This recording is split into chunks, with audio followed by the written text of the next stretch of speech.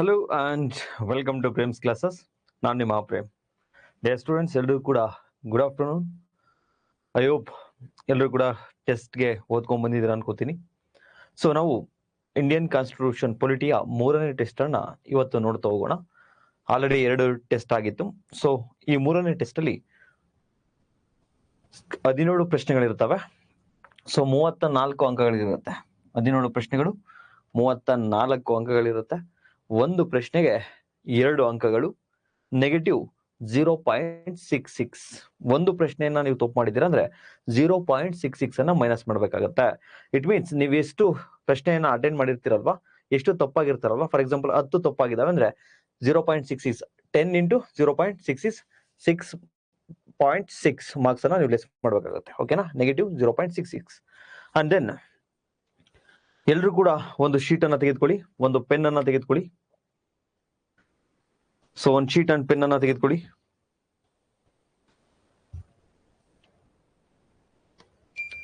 And ಕೇಳಿಸ್ತಾ ಇದೆಯಲ್ವಾ?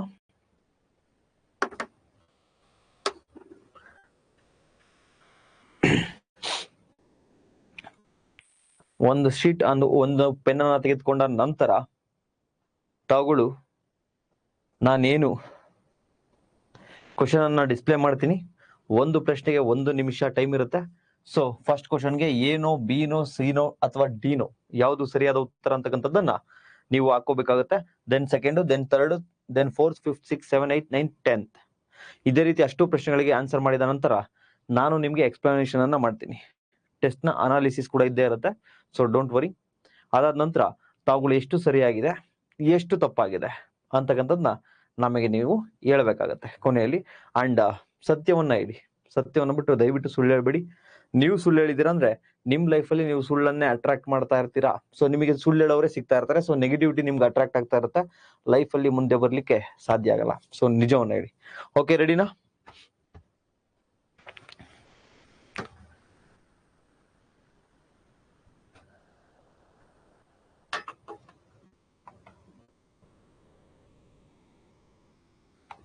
ರೆಡಿನಾ? Yes, okay ma'am, done. Very good. ಶುರು ಮಾಡ್ತಾ ಬರೋಣ. ಮೊದಲನೇ ಪ್ರಶ್ನೆ,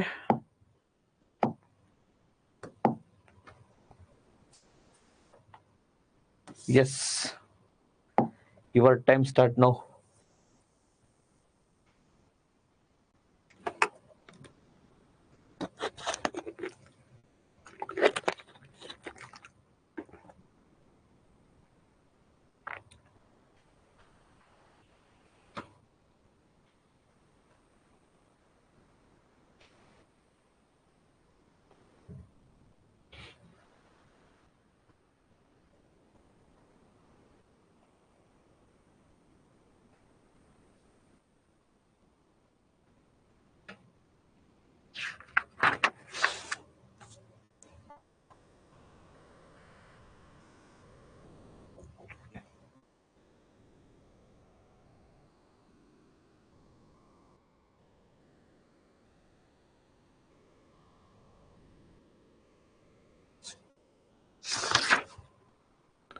ಓಕೆ, ನಿಮ್ಮ ಸಮಯ ಮುಗಿದಿದೆ. Then second one,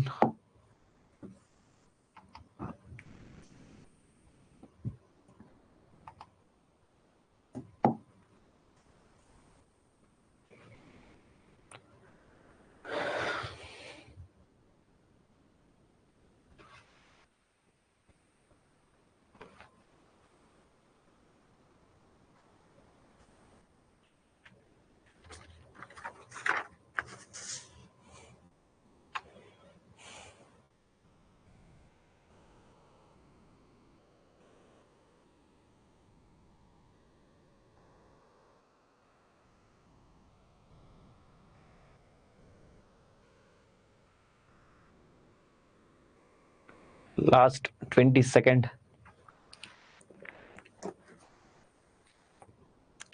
sir answer ಅನ್ನ ಹೇಳ್ಬೇಡಿ, ನೀವೇ ಬರ್ಕೋಬೇಕಾಗತ್ತೆ. ಹೊಸ ಸ್ಟೂಡೆಂಟ್ ಆಗಿದ್ರೆ ದಯವಿಟ್ಟು ಕೇಳಿಸ್ಕೊಳ್ಳಿ ಇನ್ಸ್ಟ್ರಕ್ಷನ್ಸ್ ಅನ್ನ. ಆನ್ಸರ್ ಅನ್ನ ಹೇಳಬೇಡಿ, ನೀವೇ ಒಂದು ಲಿಸ್ಟ್ ಅಲ್ಲಿ ಬರ್ಕೋಬೇಕು. ಕಂಪ್ಲೀಟ್ ಕಂಪ್ಲೀಟ್ ಆದ ನಂತರ ಎಷ್ಟು ನೀವು ಅಟೆಂಡ್ ಅನ್ನ ಮಾಡಿದ್ರೆ ಎಷ್ಟು ರಾಂಗ್ ಆಗಿದೆ ಅಂತಕ್ಕಂಥದ್ದನ್ನ ಹೇಳಬೇಕು. ರಾಂಗ್ ಆನ್ಸರ್ಗೆ -0.66 ಇರುತ್ತೆ. ಸೊ ಅದನ್ನ ಮೈನಸ್ ಮಾಡಿ ನಮಗೆ ಟೋಟಲ್ ಸ್ಕೋರ್ ಅನ್ನ ಹೇಳ್ಬೇಕಾಗತ್ತೆ.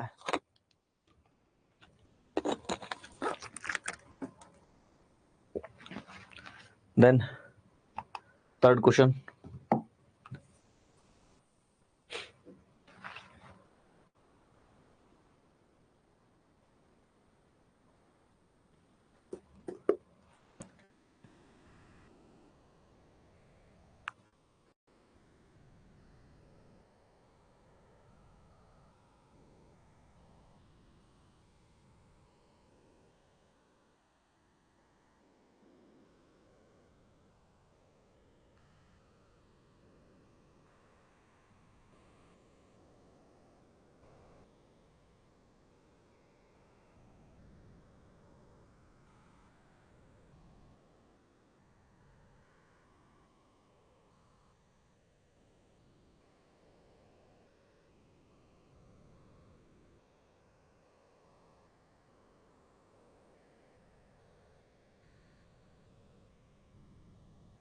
Last two time up.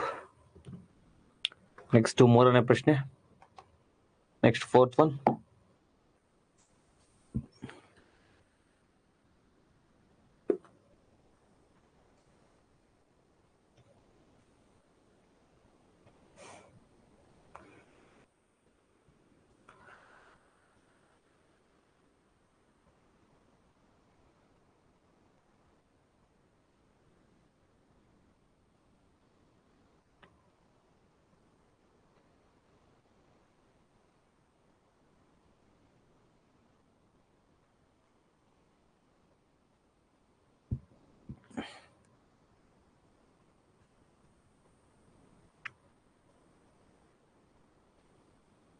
Last 15.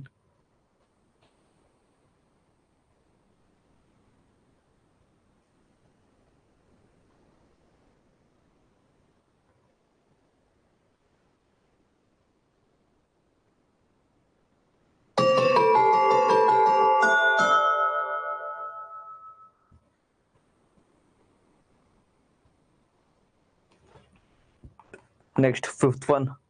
ಇದು 2018 UPSC ಕೇಳಿರ್ತಕ್ಕಂಥ ಪ್ರಶ್ನೆ ಇದು.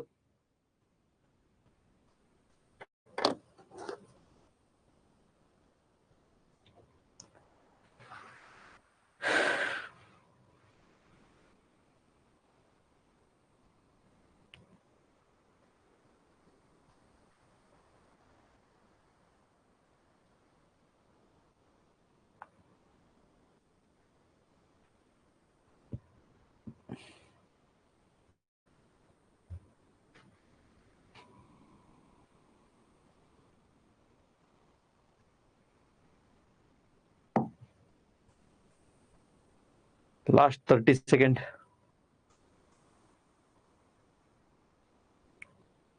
ಹೊಸ ಸ್ಟೂಡೆಂಟ್ಸ್ ಯಾರಾದ್ರೂ ಜಾಯ್ನ್ ಆಗಿದೆ ದಯವಿಟ್ಟು ಜಾಯ್ನ್ ಆಗಬೇಡಿ. ಕ್ಲಾಸ್ ಅನ್ನ ಮುಗಿಸ್ಕೊಂಡ್ಬಂದು ಜಾಯ್ನ್ ಆಗಿ.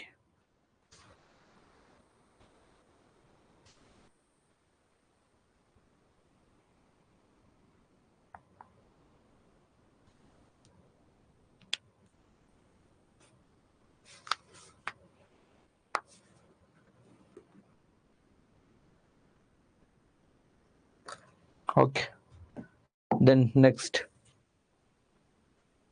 ಕನ್ನಡ ಮೀಡಿಯಂನವ್ರು ನೋಡಿಲ್ವಾ ಇದು last option? Okay, last option ನೋಡಿ. Okay, next.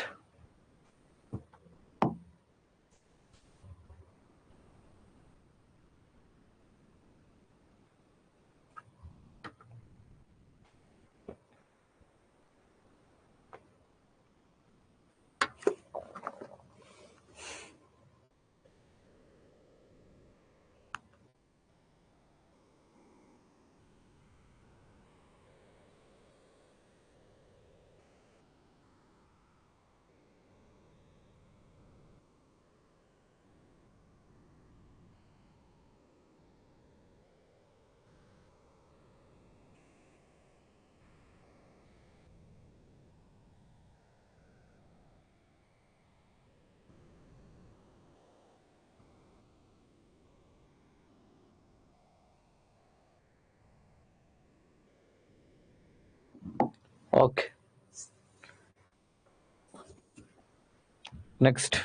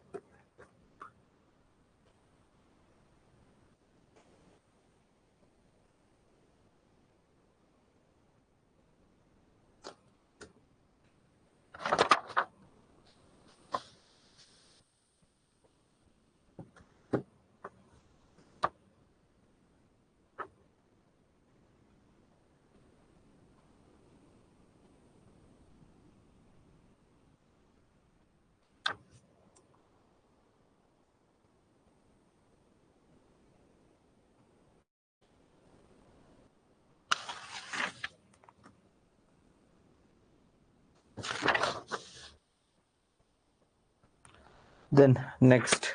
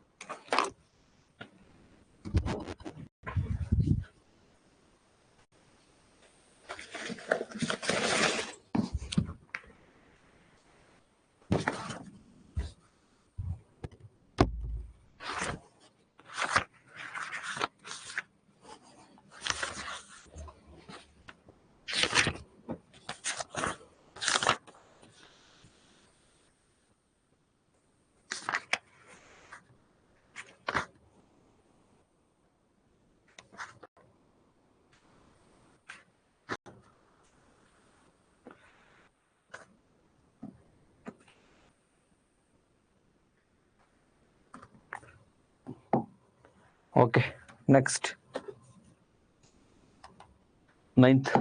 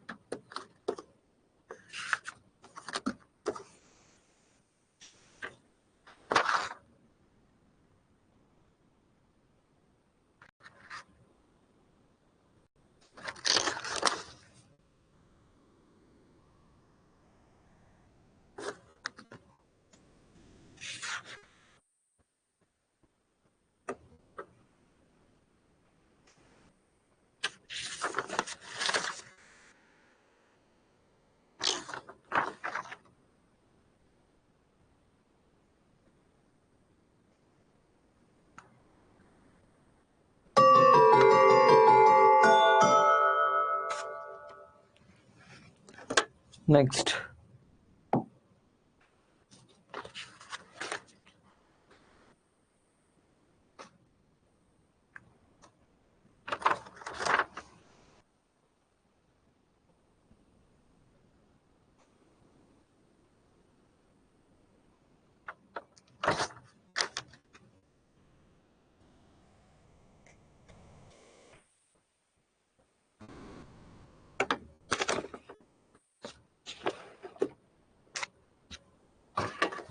ಸಾರಿ.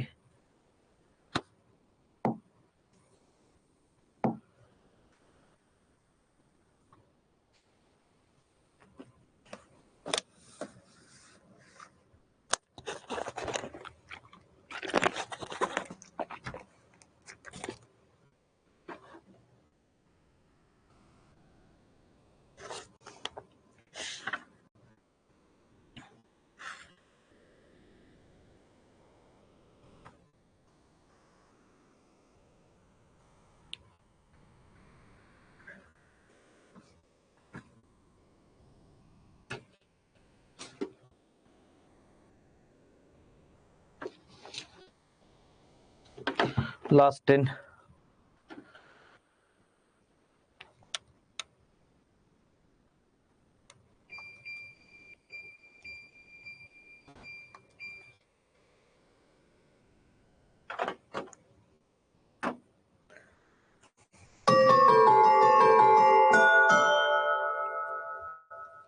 Then 11th one.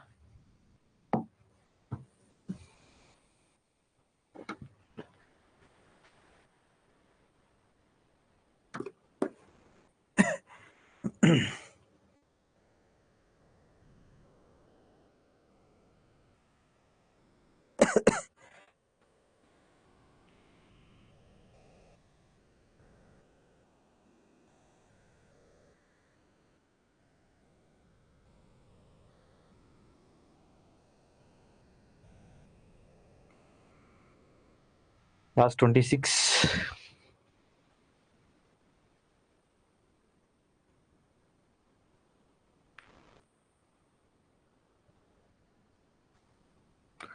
Last 10.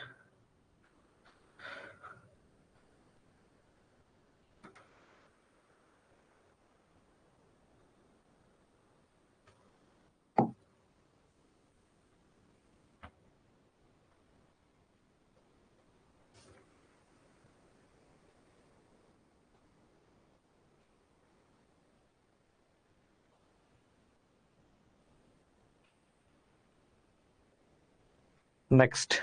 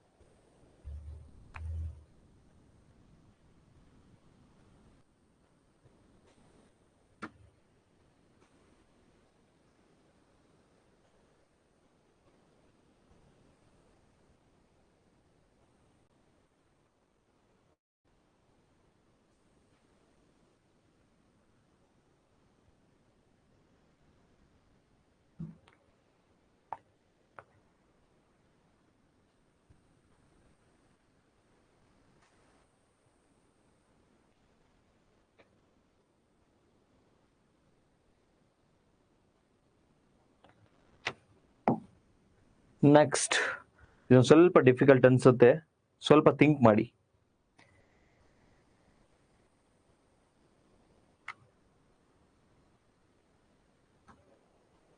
Okay, next 13th.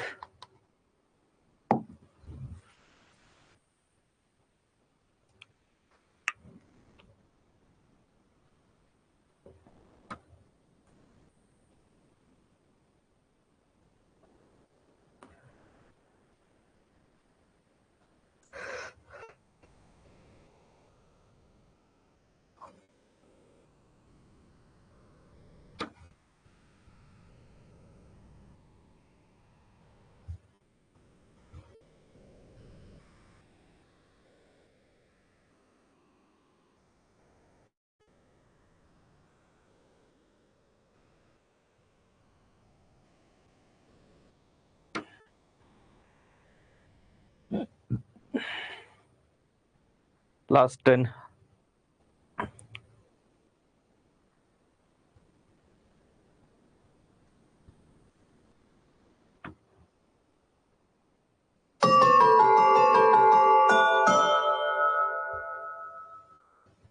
Fourteenth.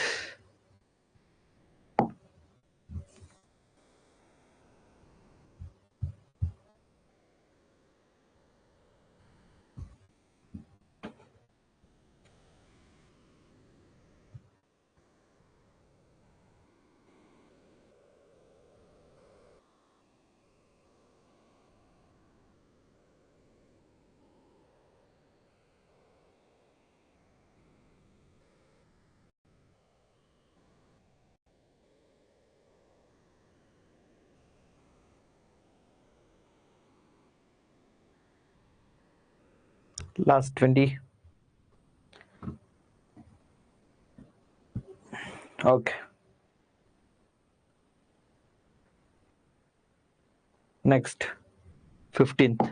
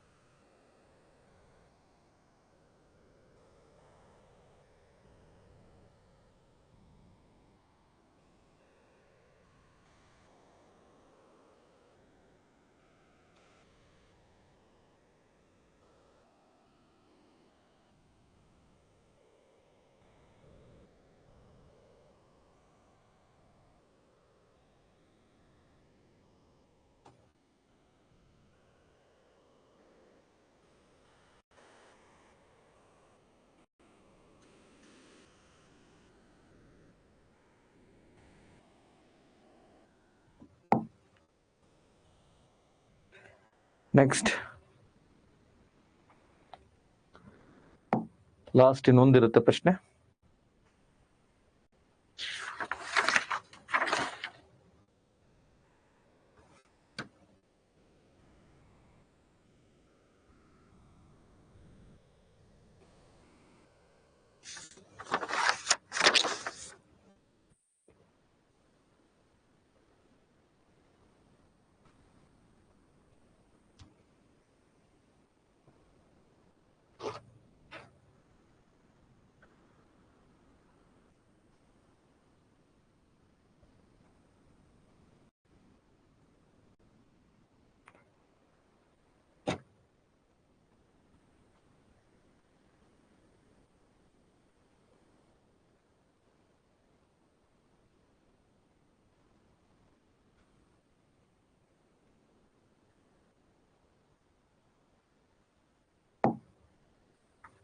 Last one.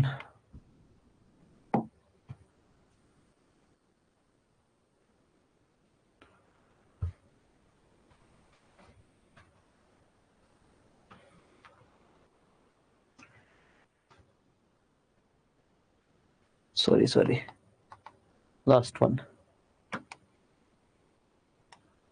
Same question repeat ಆಗಿದೆಯಾ? 1 minute wait.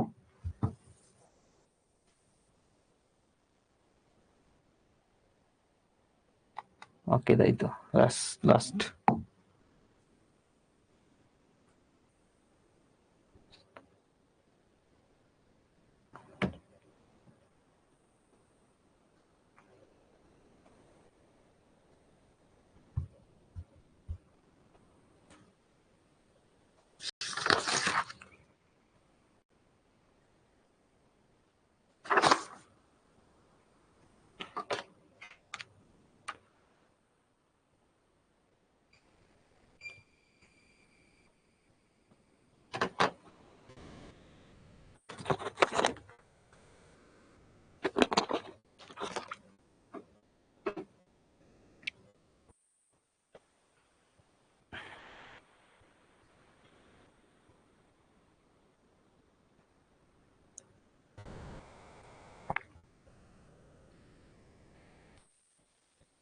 Okay, done.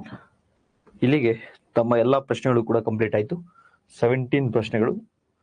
So ಈಗ ಒಂದೊಂದಾಗಿ ಅನಲೈಸ್ ಮಾಡ್ತಾ ಬರೋಣ. ಎಲ್ರದ್ದು ಆಯ್ತಲ್ವಾ? Yes, very good.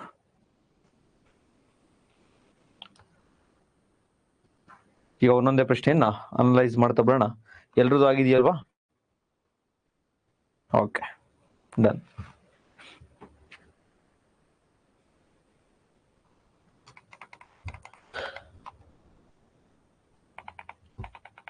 First one, consider the following statement regarding to the directive principle of state policy. ರಾಜ್ಯ ನೀತಿ ನಿರ್ದೇಶನ ತತ್ವಗಳಿಗೆ ಸಂಬಂಧಿಸಿದಂತೆ ಕೆಳಗಿನ ಹೇಳಿಕೆಗಳನ್ನ ಗಮನಿಸಿ. First one, this principle spell out socio and economical democracy in the country. Yes, ನಿಮಗೆ class ಮಾಡ್ಬೇಕಾದ್ರೆ ನಾನು ಫಸ್ಟ್ ಇದನ್ನ ಹೇಳ್ಕೊಟ್ಟಿದ್ದೆ. ನಮ್ಮ ಏನು ರಾಜನೀತಿ ತತ್ವಗಳಿದಾವಲ್ಲ, ನಿರ್ದೇಶನ ತತ್ವಗಳು, ಇವು ನಮಗೆ ಸಾಮಾಜಿಕ ಮತ್ತೆ ಆರ್ಥಿಕ ಪ್ರಜಾಪ್ರಭುತ್ವವನ್ನ ಒದಗಿಸ್ತಾ ಹೋಗ್ತವೆ.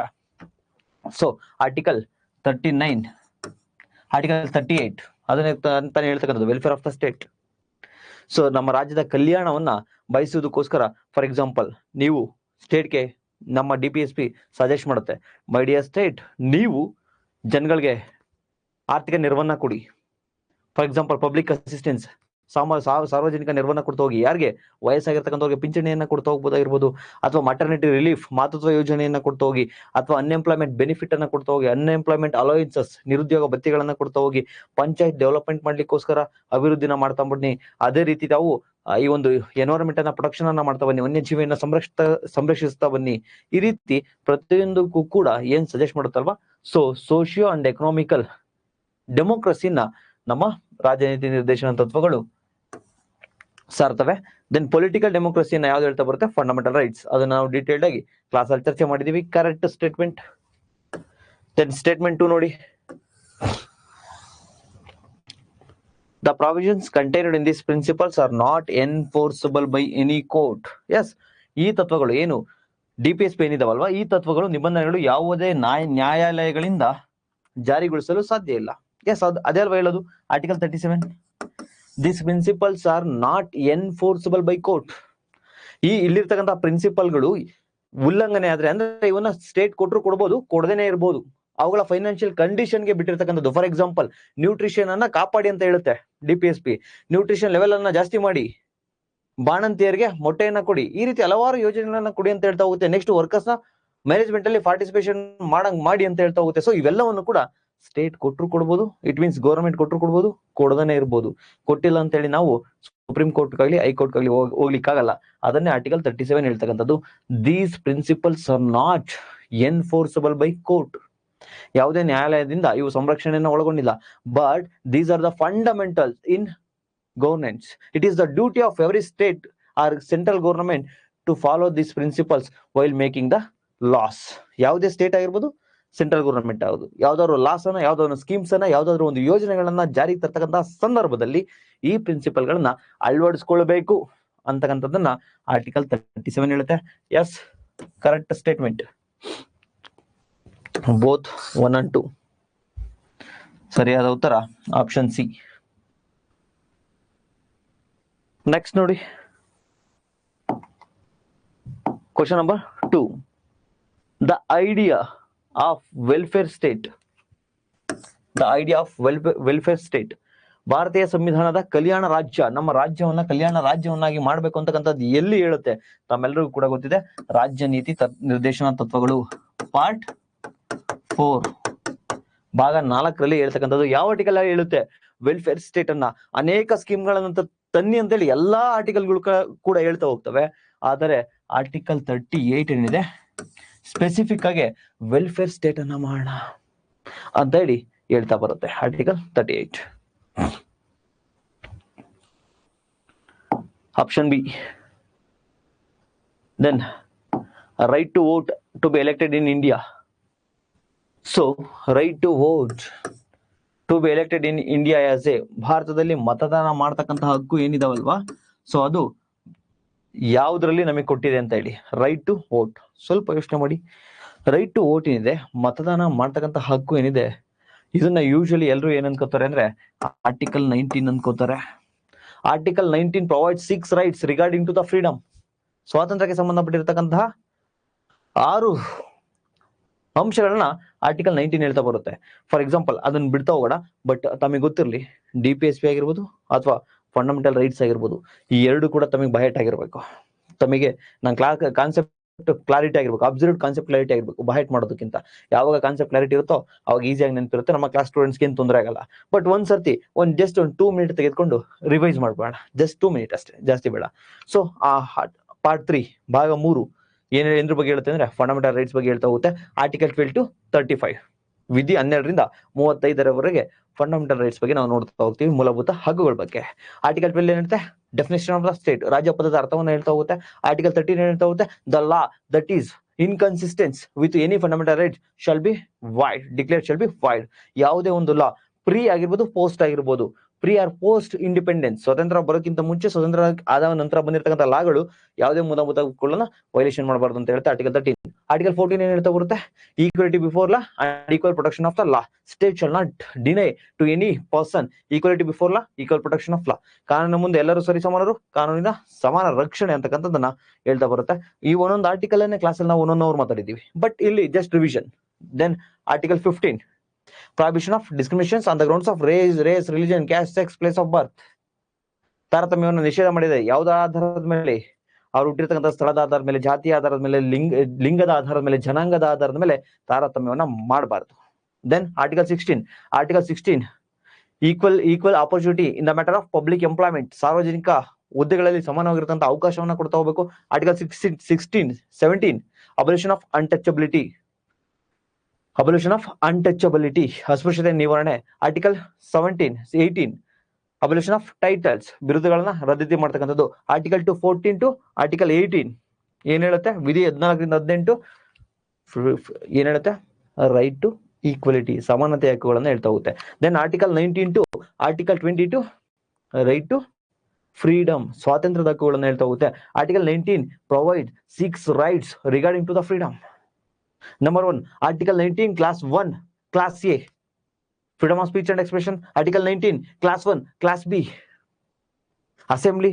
Article 19, Class 1, Class C, association. Article 19, Class 1, Class D, movement. E, residence. F delete ಆಗಿದೆ.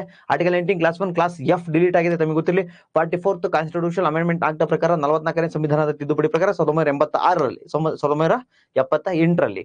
Then 44th constitution amendment act ಮೂಲಕ ಯಾವ ತಿದ್ದುಪಡಿ ಆಗಿದೆ? Article 19 clause 1 clause F. ಅದೇನ್ ಹೇಳ್ತಾ ಬರುತ್ತೆ?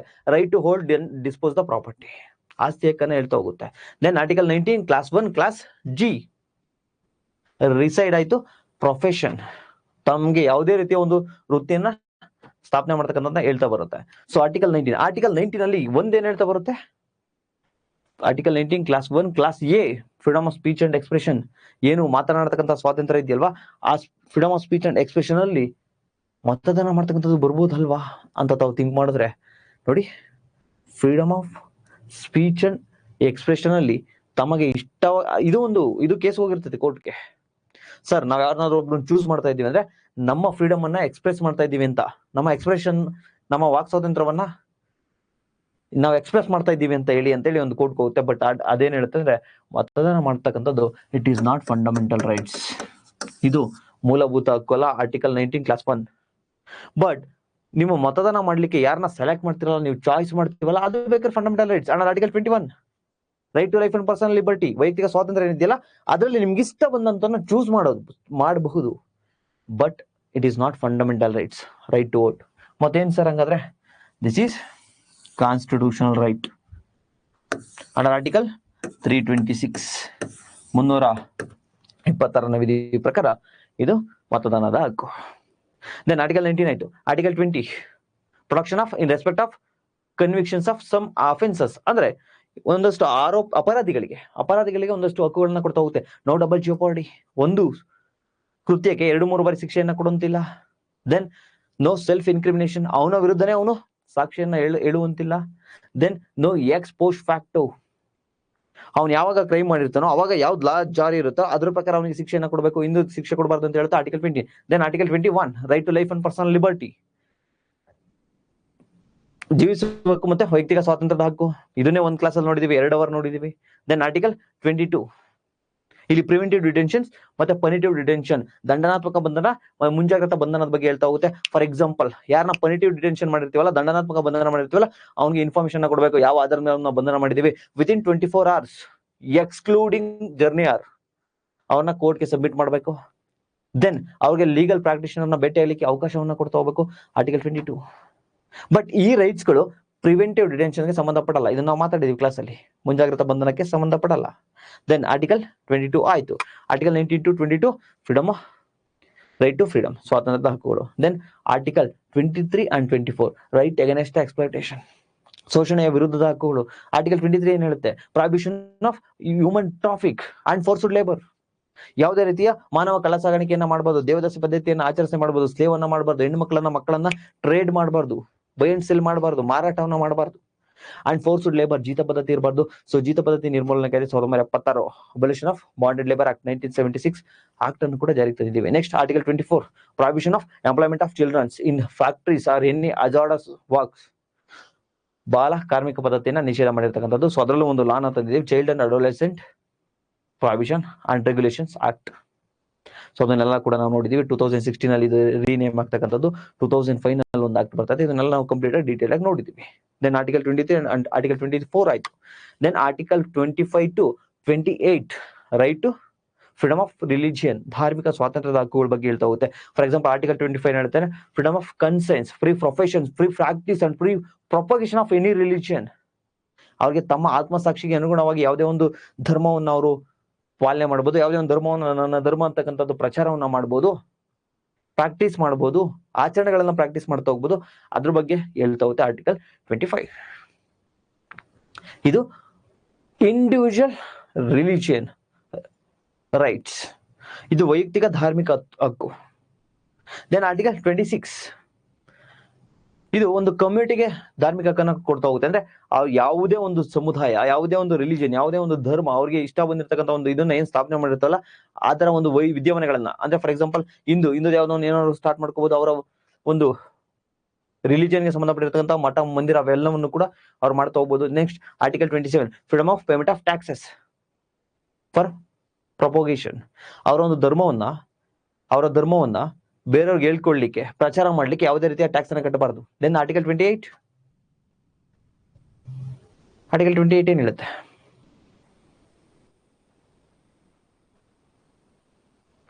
ಯಾವುದೇ ಒಂದು ಧರ್ಮಕ್ಕೆ ಸಂಬಂಧಪಟ್ಟಿರ್ತಕ್ಕಂತೆ ಇನ್ಸ್ಟ್ರಕ್ಷನ್, ರಿಲಿಜಿಯಸ್ ಇನ್ಸ್ಟ್ರಕ್ಷನ್ಸ್ ಬಗ್ಗೆ ಹೇಳ್ತಾ ಹೋಗುತ್ತೆ, ಧಾರ್ಮಿಕ ಬೋಧನೆಗಳ ಬಗ್ಗೆ ಹೇಳ್ತಾ ಹೋಗುತ್ತೆ. ಇದನ್ನು ಒಂದು ಕ್ಲಾಸಲ್ಲಿ ನಾವು ನೋಡಿದ್ದೀವಿ. So article 25 to 28 freedom of religion, ಧಾರ್ಮಿಕ ಸ್ವಾತಂತ್ರ್ಯದ ಹಕ್ಕುಗಳು. 29 and 30 cultural and education rights, ಶೈಕ್ಷಣಿಕ ಮತ್ತೆ ಸಾಂಸ್ಕೃತಿಕ ಹಕ್ಕುಗಳ ಬಗ್ಗೆ ಹೇಳ್ತಾ ಹೋಗ್ತೀವಿ. ಆರ್ಟಿಕಲ್ 29 ಅದರಲ್ಲೂ ಕೂಡ ಏನ್ ಹೇಳ್ತಾ ಅಂದ್ರೆ, any citizen of India to preserve is distinct culture, language, script.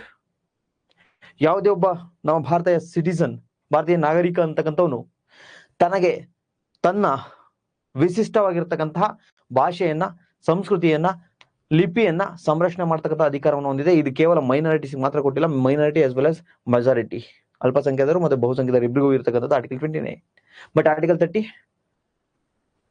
Establishment of minority educational institution, ಅಲ್ಪಸಂಖ್ಯಾತರು ತಮ್ಮದೇ ಆಗಿರ್ತಕ್ಕಂಥ ಶೈಕ್ಷಣಿಕ ಸಂಸ್ಥೆಗಳನ್ನ ಸ್ಥಾಪನೆ ಮಾಡತಕ್ಕಂಥ ಹಕ್ಕುಗಳನ್ನ ಕೊಟ್ಟಿದೆ. ದೆನ್ ಆರ್ಟಿಕಲ್ 31 ಡಿಲೀಟ್ ಮಾಡಿದೀವಿ, ಟ್ರಾನ್ಸ್ಫರ್ ಮಾಡಿದೀವಿ ಇಲ್ಲಿಂದ ಫಂಡಮೆಂಟಲ್ ರೈಟ್ಸ್ ಇಂದ. ರೈಟ್ ಟು ಪ್ರಾಪರ್ಟಿ, ಆಸ್ತಿ ಹಕ್ಕನ್ನ ಎಲ್ಲಿ ಕಳಿಸಿದೀವಿ, ಆರ್ಟಿಕಲ್ 300A ಕಳಿಸಿದೀವಿ. ಆರ್ಟಿಕಲ್ 300A ಎಲ್ಲಿದೆ, ಪಾರ್ಟ್ 12 ಅಲ್ಲಿದೆ. Then article 31 clause A, clause B, clause C, saving of some laws. And then 9th schedule ಬಗ್ಗೆ ಹೇಳ್ತಾ ಹೋಗುತ್ತೆ article 31 clause B. Then article 31 clause C ಏನ್ ಹೇಳ್ತಾ ಹೋಗುತ್ತೆ, ಆರ್ಟಿಕಲ್ 39C ಅಂಡ್ ಬಿ ಎಲ್ಲಿ ಬರುತ್ತೋ ಅಲ್ಲಿ ಆರ್ಟಿಕಲ್ 14 and 19 ಇರಲ್ಲ ಅಂತ ಹೇಳ್ತಾ ಹೋಗುತ್ತೆ. ಅದನ್ನೆಲ್ಲ ಡೀಟೇಲ್ ನಾವು ಎಕ್ಸ್ಪ್ಲೇನ್ ಮಾಡಿದೀವಿ, ಡೋಂಟ್ ವರಿ. ಅದಾದ ನಂತರ ಆರ್ಟಿಕಲ್ 32 ಕಾನ್ಸ್ಟಿಟ್ಯೂಷನಲ್ ರೆಮಿಡೀಸ್, ಸಂವಿಧಾನಾತ್ಮಕ ಬದ್ಧ ಪರಿಹಾರ ಬಗ್ಗೆ, ಹಕ್ಕುಗಳ ಬಗ್ಗೆ ಹೇಳ್ತಾ ಹೋಗುತ್ತೆ. ಅಂಡರ್ ಆರ್ಟಿಕಲ್ 32 ಯಾವುದೇ ಒಬ್ಬ ವ್ಯಕ್ತಿ ತನ್ನ ಫಂಡಮೆಂಟಲ್ ರೈಟ್ಸ್ ವೈಲೇಷನ್ ಆಗಿದ್ದಾರೆ ಡೈರೆಕ್ಟ್ ಆಗಿ ಸುಪ್ರೀಂ ಕೋರ್ಟ್ ಹೋಗಬಹುದು. ಅಂಡರ್ ಆರ್ಟಿಕಲ್ 226 ಯಾವುದೇ ಒಬ್ಬ ವ್ಯಕ್ತಿ ತನ್ನ ಫಂಡಮೆಂಟಲ್ ರೈಟ್ಸ್ ವೈಲೇಷನ್ ಆಗಿದ್ದಾರೆ ಹೈಕೋರ್ಟ್ ಹೋಗಬಹುದು, 226. ದೆನ್ ಆರ್ಟಿಕಲ್ 33 ಏನ್ ಹೇಳ್ತಾ ಹೋಗುತ್ತೆ, ಮಿಲಿಟರಿ ಆಗಿರ್ಬೋದು, ಪ್ಯಾರಾಮಿಲಿಟರಿ ಆಗಿರ್ಬೋದು, ಅಥವಾ ರಾ ಆಗಿರ್ಬೋದು, ಈ ಏಜೆನ್ಸಿಗಳಿಗೆ ಸಂಬಂಧಪಟ್ಟಿರ್ತಕ್ಕಂಥ ಈ ತಂಡಗಳೇನಿದಾವೆ, ಈ ಸೇನಾ ಪಡೆಗಳೇನಿದಾವೆ, ಇದಕ್ಕೆ ಫಂಡಮೆಂಟಲ್ ರೈಟ್ಸ್ ಅನ್ನ ನಿರ್ಬಂಧಿಸಬಹುದು. ಯಾರು ನಿರ್ಬಂಧಿಸೋದು, parliament. Then article 34 martial law, ಯುದ್ಧ ಕಾನೂನುಗಳ ಬಗ್ಗೆ ಹೇಳ್ತಾ ಹೋಗುತ್ತೆ. ಎಲ್ಲಿ ಯುದ್ಧ ಕಾನೂನುಗಳು ಇರ್ತಾವೋ, ಅಂದ್ರೆ ಎಲ್ಲಿ ಸೇನಾ ಕಾನೂನುಗಳು ಇರ್ತಾವೋ, ಎಲ್ಲಿ ಮಾರ್ಷಿಯಲ್ ಲಾ ಇರ್ತಾವೋ ಅಲ್ಲಿ ಫಂಡಮೆಂಟಲ್ ರೈಟ್ಸ್ ಇರಲ್ಲ. ದೆನ್ ಆರ್ಟಿಕಲ್ 35 ಫಂಡಮೆಂಟಲ್ ರೈಟ್ಸ್ಗೆ ಸಂಬಂಧಪಟ್ಟಿರ್ತಕ್ಕಂಥ ಯಾವ್ದಾದ್ರು ಆಕ್ಟ್ ಅನ್ನ ಮಾಡ್ತಕ್ಕಂತಹ, ಯಾವ್ದಾದ್ರು ಲಾ ಅನ್ನ ಪಾಸ್ ಮಾಡ್ತಕ್ಕಂಥ, ಯಾವ್ದಾದ್ರು ಕಾನೂನನ್ನ ಮಾಡ್ತಕ್ಕಂಥ ಅಧಿಕಾರ ಪಾರ್ಲಿಮೆಂಟ್ ಇದೆ ಅಂತ ಹೇಳ್ತಾ ಹೋಗುತ್ತೆ ಆರ್ಟಿಕಲ್ 35. ಸೊ 12 to 35 ಅಟ್ಲೀಸ್ಟ್ ಇಷ್ಟು ತಮಗೆ ನೆನಪಲ್ಲಿ ಇರಬೇಕು. Then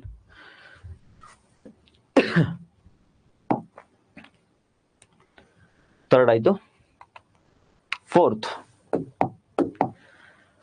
which of the following are envisaged by the right against the exploitation and Constitution of India ಭಾರತದಲ್ಲಿ ಶೋಷಣೆ ವಿರುದ್ಧದ ಹಕ್ಕು ಯಾವ್ಯಾವುದು? Article 23 and article 24. ಕೆಳಗಡೆ ಯಾವ್ದಿದೆ ಅದು? Prohibition of traffic in human beings and forced labour. Yes, ಮಾನವನ ಕಳ್ಳ ಸಾಗಾಣಿಕೆ ಮತ್ತೆ ಬಲವಂತದ ದುಡಿಮೆಯನ್ನ ನಿಷೇಧ. ಆರ್ಟಿಕಲ್ 23 ಇದೆ ಹೇಳೋದು. ನೆಕ್ಸ್ಟ್, ಅಬಲಿಷನ್ ಆಫ್ ಅನ್ಟಚಬಿಲಿಟಿ, ಅಸ್ಪೃಶ್ಯತೆ ನಿರ್ಮೂಲನೆ, ಇದ್ರ ಬಗ್ಗೆ ನಾವು 1 hour ಮಾತಾಡಿದೀವಿ. So article 17. Then protection of the interest of the minorities, article 30. 29 not only minorities, ಇದು ಮೆಜಾರಿಟೀಸ್ಗೂ ಬರುತ್ತೆ, ಬಟ್ 30 ಕೇವಲ ಮೈನಾರಿಟೀಸ್ ಮಾತ್ರ ಬರ್ತಕ್ಕಂಥದ್ದು. ಅಲ್ಪಸಂಖ್ಯಾತರ ಹಿತಾಸಕ್ತಿಗಳ ರಕ್ಷಣೆ 29 and 30 ಅಂತ ಹೇಳ್ತಾರೆ ಯೂಶಲಿ, ಬಟ್ 29 ಮೈನಾರಿಟಿಗೆ ಮಾತ್ರ ಬರಲ್ಲ. Then prohibitions of employment of children in any factories or mines, article 24. ಅಲ್ಲಿ ಕೇಳಿರ್ತಕ್ಕಂಥ ಶೋಷಣೆ ವಿರುದ್ಧ ಯಾವ 23 and 24. ಅಲ್ಲಿಗೆ ಕರೆಕ್ಟ್ ಸ್ಟೇಟ್ಮೆಂಟ್ 1 and 4 ಎಲ್ಲಿದೆ ನೋಡಿ? ಆಪ್ಷನ್ ಸಿ ಅಲ್ಲಿದೆ.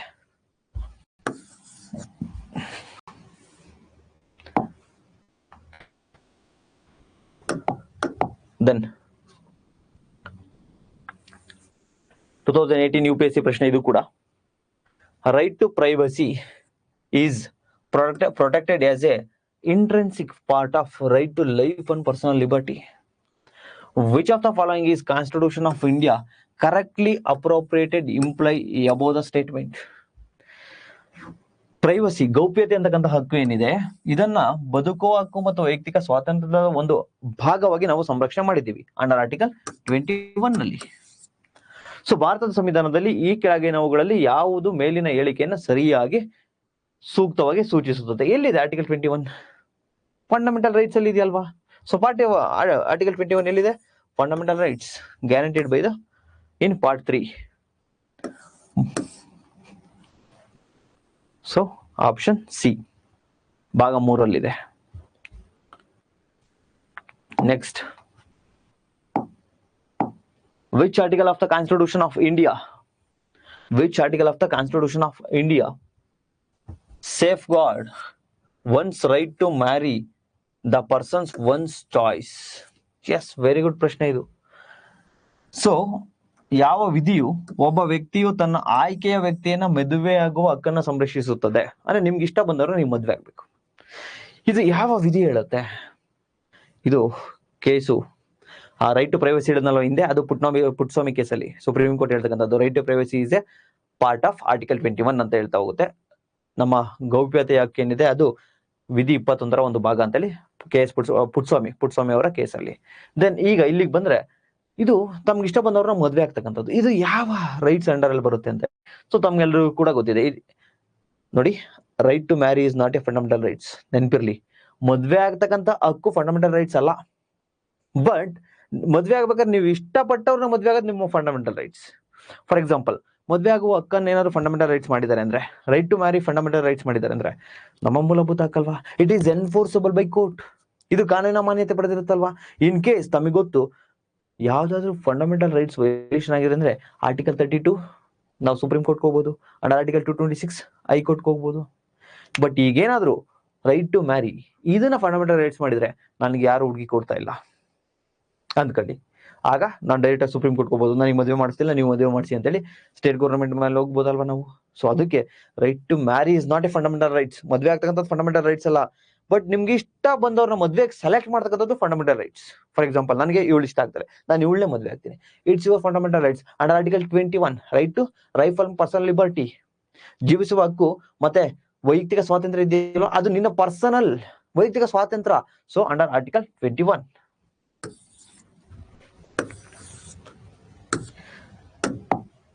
ದೆನ್ 7 ನೋಡ್ತಾ ಬನ್ನಿ. ಅರ್ಥ ಆಗ್ತಿದೆಯಲ್ವಾ?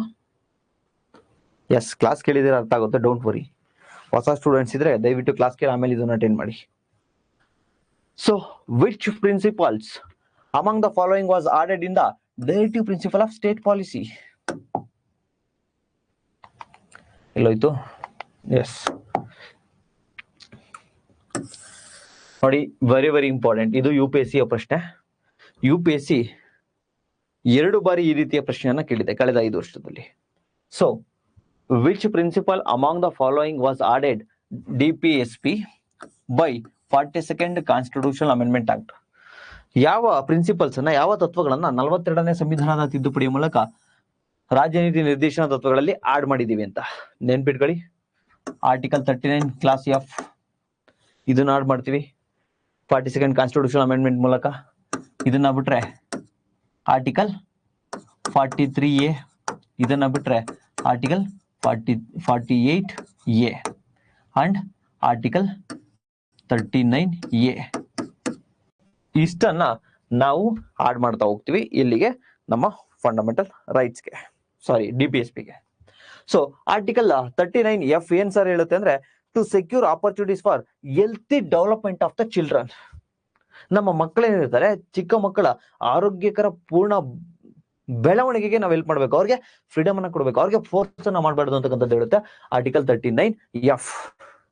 ಮತ್ತೆ ಆರ್ಟಿಕಲ್ 33B ಏನ್ ಸರ್ ಹೇಳುತ್ತೆ, ಸಾರಿ ಆರ್ಟಿಕಲ್ 33A ಏನ್ ಸರ್ ಹೇಳುತ್ತೆ ಅಂತಂದ್ರೆ so to state secure participation of workers in factories management.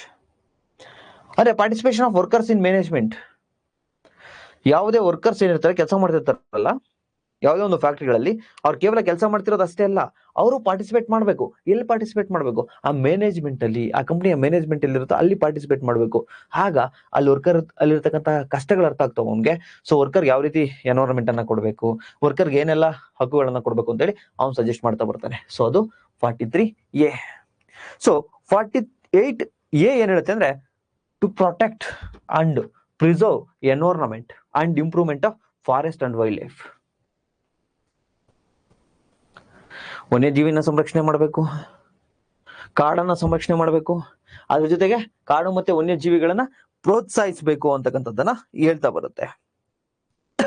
Then 39A ಏನ್ ಹೇಳುತ್ತೆ ತಮ್ಮೆಲ್ಲರಿಗೂ ಕೂಡ ಗೊತ್ತಿದೆ, equal justice and free legal aid. ಸಮಾನ ನ್ಯಾಯವನ್ನ ಕೊಡಬೇಕು, ಅದರ ಜೊತೆಗೆ ಉಚಿತವಾಗಿರ್ತಕ್ಕಂಥ ಕಾನೂನಿನ ನೆರವನ್ನ ಕೊಡಬೇಕು ಅಂತ ಹೇಳ್ತಾ ಹೋಗುತ್ತೆ ಆರ್ಟಿಕಲ್ 39A. ಸೊ ಈ 4 ಇಂಪಾರ್ಟೆಂಟು. ಈ 4 42nd ಕಾನ್ಸ್ಟಿಟ್ಯೂಷನ್ ಅಮೆಂಡ್ಮೆಂಟ್ ಆಕ್ಟ್ 1976 ಅಲ್ಲಿ ಆಡ್ ಮಾಡಿದ್ದೀವಿ. 1976 42ನೇ ತಿದ್ದುಪಡಿಯ ಮೂಲಕ ಈ 4ಅನ್ನ ಎಲ್ಲಿಗೆ ಆಡ್ ಮಾಡಿದೀವಿ, DPSP directive principle of state policy, ರಾಜ್ಯ ನೀತಿ ನಿರ್ದೇಶನ ತತ್ವಕ್ಕೆ ಆಡ್ ಮಾಡಿದೀವಿ. ಈ 4 ಆರ್ಟಿಕಲ್ ಮೇಲೆ ಈ ಕಳೆದ 5 ವರ್ಷದಲ್ಲಿ 2 ಬಾರಿ UPSC ಪ್ರಶ್ನೆ ಆಗಿದೆ. ಸೊ ಈಗ ಹೇಳಿ ಯಾವುದು?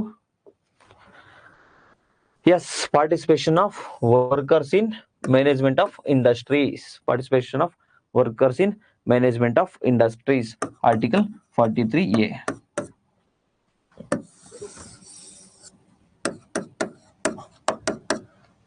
ಇದು ತಮಗೆ ನೆನಪಲ್ಲಿರ್ಲಿ. ನಿಮ್ಗೆ ಹೇಳ್ಕೊಟ್ಟಿದ್ದೆ ನಾನು ಕ್ಲಾಸ್ ಮಾಡ್ಬೇಕಾದ್ರೆ. ಏನ್ ಹೇಳ್ಕೊಟ್ಟಿದ್ದೆ? Participation of workers in the management of the industries. ಈ ಒಂದು ಕೈಗಾರಿಕೆಗಳ ನಿರ್ವಹಣೆಯಲ್ಲಿ ಕಾರ್ಮಿಕರು ಭಾಗವಹಿಸ್ಬೇಕಲ್ವಾ ಆ ಒಂದು ಮ್ಯಾನೇಜ್ಮೆಂಟ್ ಅಲ್ಲಿ. ಸೊ ಅದನ್ನ ನಾನು ನಿಮ್ಗೆ ಹೇಳ್ಕೊಟ್ಟಿದ್ದೆ. ಇದ್ರ ಮೇಲೆ PYQ ಬಂದಿದೆ ಅಂತಾನು ಕೂಡ ಹೇಳಿದ್ದೆ. ಐ ಹೋಪ್ ನಿಮಗೆ ನೆನಪಿದೆ ಅನ್ಸುತ್ತೆ. So then 8.1. So consider the following statement with reference to the Constitution of India. The directive principles of state policy constitute limitations upon. ಈ ಕೆಳಗಿನ ಹೇಳಿಕೆಗಳನ್ನ ಪರಿಗಣಿಸಿ ಭಾರತದ ಸಂವಿಧಾನಕ್ಕೆ ಸಂಬಂಧಿಸಿದಂತೆ ರಾಜ್ಯ ನೀತಿ ನಿರ್ದೇಶನ ತತ್ವಗಳು ಯಾವುದನ್ನ ನಿರ್ಬಂಧಿಸುತ್ತವೆ ಅಂತ ಕೇಳಿದಾನೆ. ಫಸ್ಟ್ ಒನ್, ಲೆಜಿಸ್ಲೇಟಿವ್ ಫಂಕ್ಷನ್, ಶಾಸಕಾಂಗದ ಕಾರ್ಯವನ್ನ ನಿರ್ಬಂಧಿಸುತ್ತಂತೆ. ಅಂದ್ರೆ ಈಗ ಏನು ಶಾಸನಗಳನ್ನ ಮಾಡ್ತಾರಲ್ವಾ, ನಮ್ಮ ಶಾಸಕಾಂಗ ಏನಿದೆಯಲ್ಲ ಅದನ್ನು ನಿರ್ಬಂಧನ ಮಾಡುತ್ತಂತೆ. ಅಂದ್ರೆ ಶಾಸನಗಳನ್ನ ಮಾಡ್ಬೇಕಾದ್ರೆ ನಿರ್ಬಂಧ ಮಾಡುತ್ತಂತ ಶಾಸನಗಳನ್ನ. ದೆನ್ ಆ ಶಾಸನಗಳನ್ನ ಏನು ಮಾಡಿರ್ತಕ್ಕಂಥ ಇಂಪ್ಲಿಮೆಂಟ್ ಮಾಡ್ತಾರಲ್ಲ ಯಾರು ಎಕ್ಸಿಕ್ಯೂಟಿವ್ನವರು, ಆ ಎಕ್ಸಿಕ್ಯೂಟಿವ್ ಕೆಲಸಕ್ಕೆ ಅದನ್ನು ಕೂಡ ಲಿಮಿಟ್ ಮಾಡುತ್ತಂತೆ, ಅದನ್ನು ಕೂಡ ನಿರ್ಬಂಧಿಸುತ್ತಂತೆ, ಒಂದಷ್ಟು ನಿಯಂತ್ರಣವನ್ನ ಮಾಡುತ್ತಂತೆ. ಸೊ ಫಸ್ಟ್ ಆಫ್ ಆಲ್ ತಮಗೆ ಗೊತ್ತಿರ್ಲಿ, DPSP ಏನ್ ಮಾಡ್ತಾ ಹೋಗ್ತವೆ, ರಾಜ್ಯ ನೀನು ಇದನ್ನ ಕೊಡ್ತಾ ಹೋಗು, ನೀವು ಉಚಿತ ಕಾನೂನಿನ ಸಲಹೆಯನ್ನ ಕೊಡು ಆರ್ಟಿಕಲ್ 39A, ನೀನು ಈ ವರ್ಕರ್ಸ್ ಅನ್ನ ಪಾರ್ಟಿಸಿಪೇಷನ್ ಮಾಡ್ಲಿಕ್ಕೆ ಬಿಡು, ಇಲ್ಲಿಗೆ ಇಂಡಸ್ಟ್ರಿಯ ಒಂದು ಮ್ಯಾನೇಜ್ಮೆಂಟ್ ಅಲ್ಲಿ ಆರ್ಟಿಕಲ್ 43A.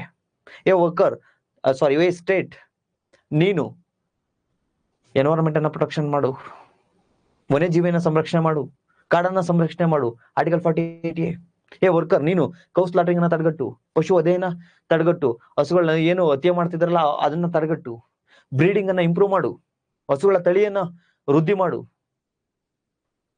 ನೆಕ್ಸ್ಟ್ ಪಂಚಾಯತಿಗಳ ಪ್ರಮೋಷನ್ ಮಾಡಿ ನೀನು. ಗ್ರಾಮ ಪಂಚಾಯತಿ ಅವೆಲ್ಲ ಪಂಚಾಯತಿಗಳಿದಾವಲ್ಲ, ಅದಕ್ಕೆ ಒಂದಷ್ಟು ಪ್ರೋತ್ಸಾಹನ ನೀಡು ಅಂತ ಹೇಳಿ ಆರ್ಟಿಕಲ್ 40 ಹೇಳ್ತಾ ಹೋಗುತ್ತೆ. ದೆನ್ ಸ್ಟೇಟ್, ದಯವಿಟ್ಟು ನೀನು universal UCC article 44. So state ನೀನು ಗುಡಿ ಕೈಗಾರಿಕೆಗಳನ್ನ ಪ್ರಮೋಟ್ ಮಾಡು, ಉತ್ತೇಜಿಸು. Promotion of cottage industries. So it means state ನೀನ್ ಅದು ಮಾಡು, ಸ್ಟೇಟ್ ಇದು ಮಾಡು, ನೀನ್ ಇದನ್ನ ಕೊಡ್ತಾ ಹೋಗು, ನ್ಯೂಟ್ರಿಷನ್ ಅನ್ನ ಕೊಡ್ತಾ ಹೋಗು, ಮ್ಯಾಟರ್ನಿಟಿ ರಿಲೀಫ್ ಮಾತೃತ್ವ ಯೋಜನೆಯನ್ನ ಕೊಡ್ತಾ ಹೋಗು, ವಯಸ್ಸಾದವ್ರಿಗೆ ಇದನ್ನ ಕೊಡ್ತಾ ಹೋಗು, ಪಿಂಚಣಿಯನ್ನ ಕೊಡ್ತಾ ಹೋಗು. ಇಟ್ ಮೀನ್ಸ್ ನೀನ್ ಅದು ಕೊಡು, ಇದು ಕೊಡು, ಇದು ಕೊಡು, ಅದು ಕೊಡು ಅಂತ ಹೇಳಿ ತಮ್ಮ ವೆಲ್ಫೇರ್ಗೋಸ್ಕರ, ಅಂದ್ರೆ ನಮ್ಮ ಸೊಸೈಟಿಯ ವೆಲ್ಫೇರ್ಗೋಸ್ಕರ, ನಮ್ಮ ರಾಜ್ಯದ ವೆಲ್ಫೇರ್ಗೋಸ್ಕರ, ನಮ್ಮ ರಾಜ್ಯದ ಕಲ್ಯಾಣಕ್ಕೋಸ್ಕರ ಶ್ರಮಿಸುತ್ತೆ. DPSP ಎಲ್ಲಾದ್ರೂ ಲಿಮಿಟೇಷನ್ ಆಗುತ್ತಾ? ಲಿಮಿಟೇಷನ್ ಹಾಕಲ್ಲ. ಅದ್ರ ಬದಲಿಗೆ ಏನ್ ಮಾಡುತ್ತೆ, ಅದನ್ನ ಕೊಡು, ಇದನ್ನ ಕೊಡು, ಅದನ್ನ ಕೊಡು, ಇದನ್ನ ಕೊಡು ಅಂತ ಹೇಳ್ತಾರೆ. So directive principle of state policy is a positive obligation of the state. ಸ್ಟೇಟ್ಗೆ ಇದು ಸಕಾರಾತ್ಮಕವಾಗಿದ್ದಾವೆ DPSP. ಅದು ಮಾಡು, ಇದು ಮಾಡು, ಇದು ಮಾಡು, ಅದು ಮಾಡು ಅಂತ ಹೇಳ್ತಾ ಇರ್ತವೆ. ಬಟ್ ಲಿಮಿಟೇಷನ್ ಮಾಡೋದು ಯಾವುದು? ಫಂಡಮೆಂಟಲ್ ರೈಟ್ಸ್ ರೀ. State shall not deny to any persons equality before law and equal protection of law. ರಾಜ್ಯ ಅಂತಕ್ಕಂಥದ್ದು ಯಾವುದೇ ಒಂದು ವ್ಯಕ್ತಿಗಳಿಗೆ ನಿರ್ಬಂಧಿಸುವಂತಿಲ್ಲ. ಎಲ್ಲರಿಗೂ ಕೂಡ ಕಾನೂನಿನ ಮುಂದೆ ಸಮಾನರು, ಕಾನೂನಿನ ಸಮಾನ ರಕ್ಷಣೆ. Article 14. State shall not discriminate against any citizen, any person on the basis of race, religion, caste, sex, place of birth. ಅಂದ್ರೆ ರಾಜ್ಯ ನೀನು state shall not discriminate any person on the basis of race, religion, caste, sex, place of birth. ತಾರತಮ್ಯವನ್ನು ನೀನು ಮಾಡಬೇಡ ಅಂತ ಹೇಳ್ತಾ ಇದೆ. So then state ನೀನು ಅಸ್ಪೃಶ್ಯತೆಯನ್ನ ವಿರುದ್ಧವಾಗಿ ಹೋರಾಡು, ಅಸ್ಪೃಶ್ಯತೆಯನ್ನ ಆಚರಣೆ ಮಾಡಬೇಡ ಅಂತ ಹೇಳುತ್ತೆ ಆರ್ಟಿಕಲ್ 17. ಸ್ಟೇಟ್ ನೀನು freedom of speech and expression, walk ಸ್ವಾತಂತ್ರ್ಯವನ್ನು ಅವ್ರಿಗೆ ಕೊಡು, ಅದರಲ್ಲಿ ನೀವು ಇದನ್ನ ಮಾಡಕ್ ಹೋಗ್ಬೇಡ ಅಂತ ಹೇಳುತ್ತೆ article 19 clause 1 class A. So it means ಇಲ್ಲಿ ಏನ್ ಹೇಳ್ತಾ ಇದೆ ಅಂತಂದ್ರೆ, state shall not do this, state shall not do that. ಅದನ್ನ ಮಾಡಬಾರ್ದು, ಇದನ್ನ ಮಾಡಬಾರ್ದು, ಇದನ್ನ ಮಾಡಬಾರ್ದು, ಅದನ್ನ ಮಾಡಬಾರ್ದು. ಇಟ್ ಮೀನ್ಸ್ ಇಲ್ಲಿ ಲಿಮಿಟೇಷನ್ಸ್ ಅನ್ನ ಆಗ್ತಾ ಇದೆ. ಯಾರ ಮೇಲೆ? ಸ್ಟೇಟ್ ಅಂದ್ರೆ ಗೌರ್ಮೆಂಟ್ ಮೇಲೆ ರಿಸ್ಟ್ರಿಕ್ಷನ್ಸ್ ಅನ್ನ ಆಗ್ತಾ ಇದೆ. ಯಾವ್ದು ಆಗ್ತಿರೋದು? ಫಂಡಮೆಂಟಲ್ ರೈಟ್ಸ್, ಮೂಲಭೂತ ಹಕ್ಕುಗಳು. ಸೊ ಇಲ್ಲಿ ನಿರ್ದೇಶನ ತತ್ವಗಳು ರಿಸ್ಟ್ರಿಕ್ಷನ್ಸ್ ಅನ್ನ ಆಗುತ್ತಾ? ನೋ, ರಿಸ್ಟ್ರಿಕ್ಷನ್ಸ್ ಅನ್ನ ಹಾಕಲ್ಲ. Neither one nor two. ಎರಡು ತಪ್ಪು. ಇದನ್ನ ರಿಸ್ಟ್ರಿಕ್ಷನ್ಸ್ ಯಾವ್ದು ಹಾಕೋದು? ಲೆಜಿಸ್ಲೇಟರ್ ಮೇಲೆ ಅಥವಾ ಎಕ್ಸಿಕ್ಯೂಟಿವ್ ಮೇಲೆ? ಫಂಡಮೆಂಟಲ್ ರೈಟ್ಸ್, ಮೂಲಭೂತ ಹಕ್ಕುಗಳು ರಿಸ್ಟ್ರಿಕ್ಷನ್ಸ್ ಅನ್ನ ಆಗ್ತಾ ಹೋಗ್ತವೆ. ಸೊ ಇದಾದ ನಂತರ ಆರ್ಟಿಕಲ್ 9.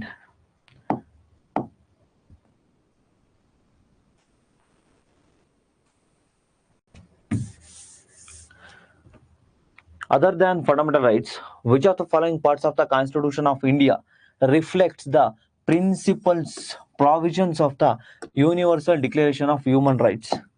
ಸರ್, ಈ ಪ್ರಶ್ನೆ ಅಟೆಂಡ್ ಮಾಡ್ಲಿಕ್ಕೆ ನಮ್ಗೆ ಯೂನಿವರ್ಸಲ್ ಡಿಕ್ಲರೇಷನ್ ಇದೆಯಲ್ಲ, ಅದೇನಾದ್ರೂ ಬೇಕಾಗುತ್ತಾ ಸರ್? ನೋ.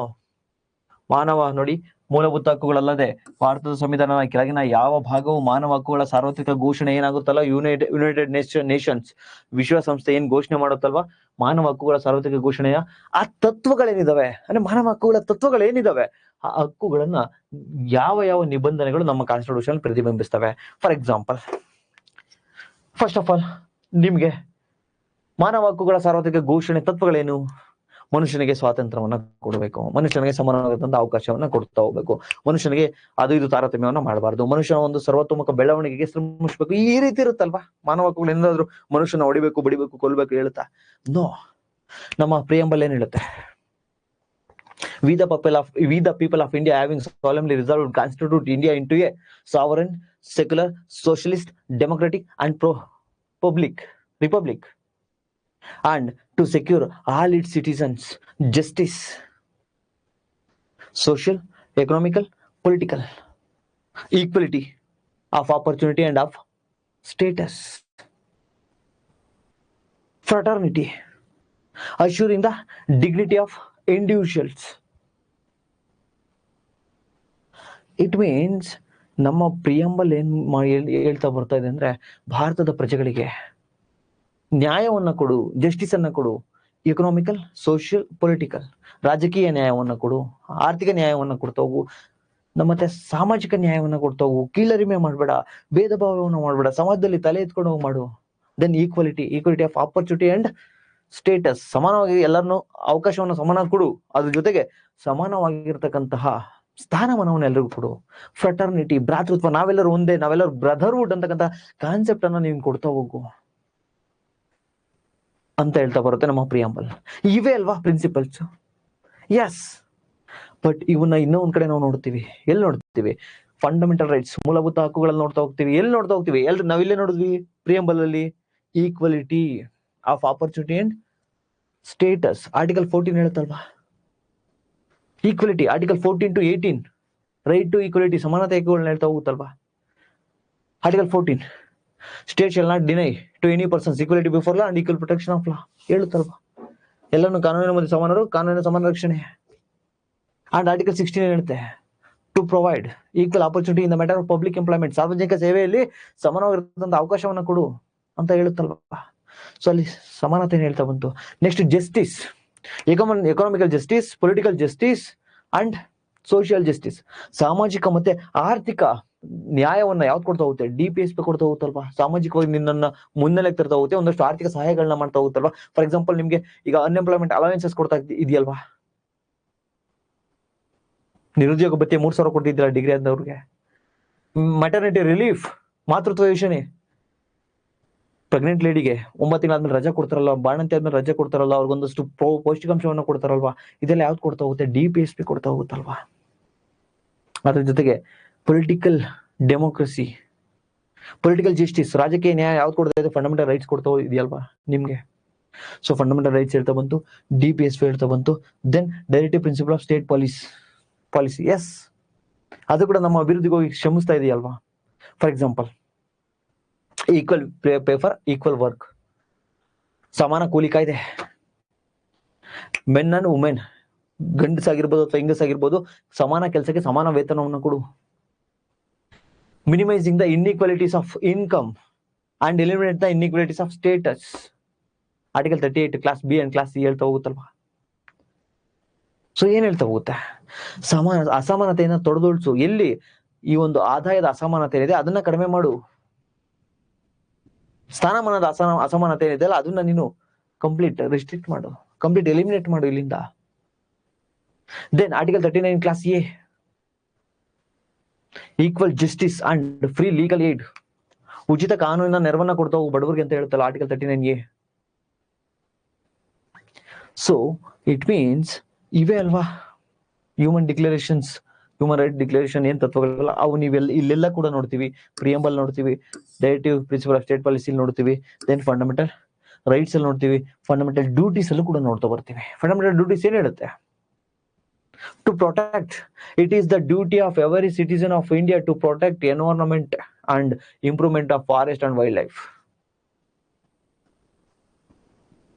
ನಮ್ಮ ಅರಣ್ಯವನ್ನು ಸಂರಕ್ಷಣೆ ಮಾಡಬೇಕು, ನಮ್ಮ ಲೇಕ್ಸ್ ಅನ್ನ ಸಂರಕ್ಷಣೆ ಮಾಡಬೇಕು, ನದಿಗಳನ್ನ ಸಂರಕ್ಷಣೆ ಮಾಡಬೇಕು, ವನ್ಯ ಜೀವಿಗಳನ್ನ ಸಂರಕ್ಷಣೆ ಮಾಡು ಅಂತ ಹೇಳಿ fundamental duties under article 51 clause A ಹೇಳ್ತಾ ಬರುತ್ತಲ್ವಾ?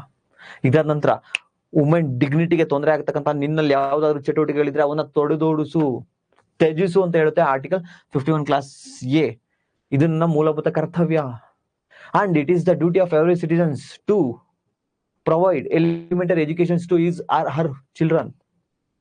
6 ರಿಂದ 14 ವರ್ಷದೊಳಗಿನ ಮಕ್ಕಳಿಗೆ ಉಚಿತ ಮತ್ತೆ ಕಡ್ಡಾಯ ಶಿಕ್ಷಣವನ್ನು ಕೊಡಿಸತಕ್ಕಂಥದ್ದು ಒಬ್ಬ ಭಾರತದ ಸಿಟಿಸನ್, ಭಾರತ ನಾಗರಿಕನ ಮೂಲಭೂತ ಕರ್ತವ್ಯ ಅಂತ ಹೇಳುತ್ತಲ್ವಾ? ಸೊ ಇದೆ ಅಲ್ವಾ ಹ್ಯೂಮನ್ ರೈಟ್ಸ್ ಅಂದ್ರೆ?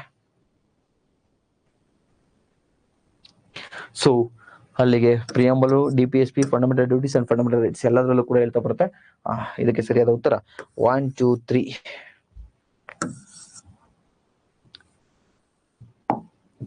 Then article 10.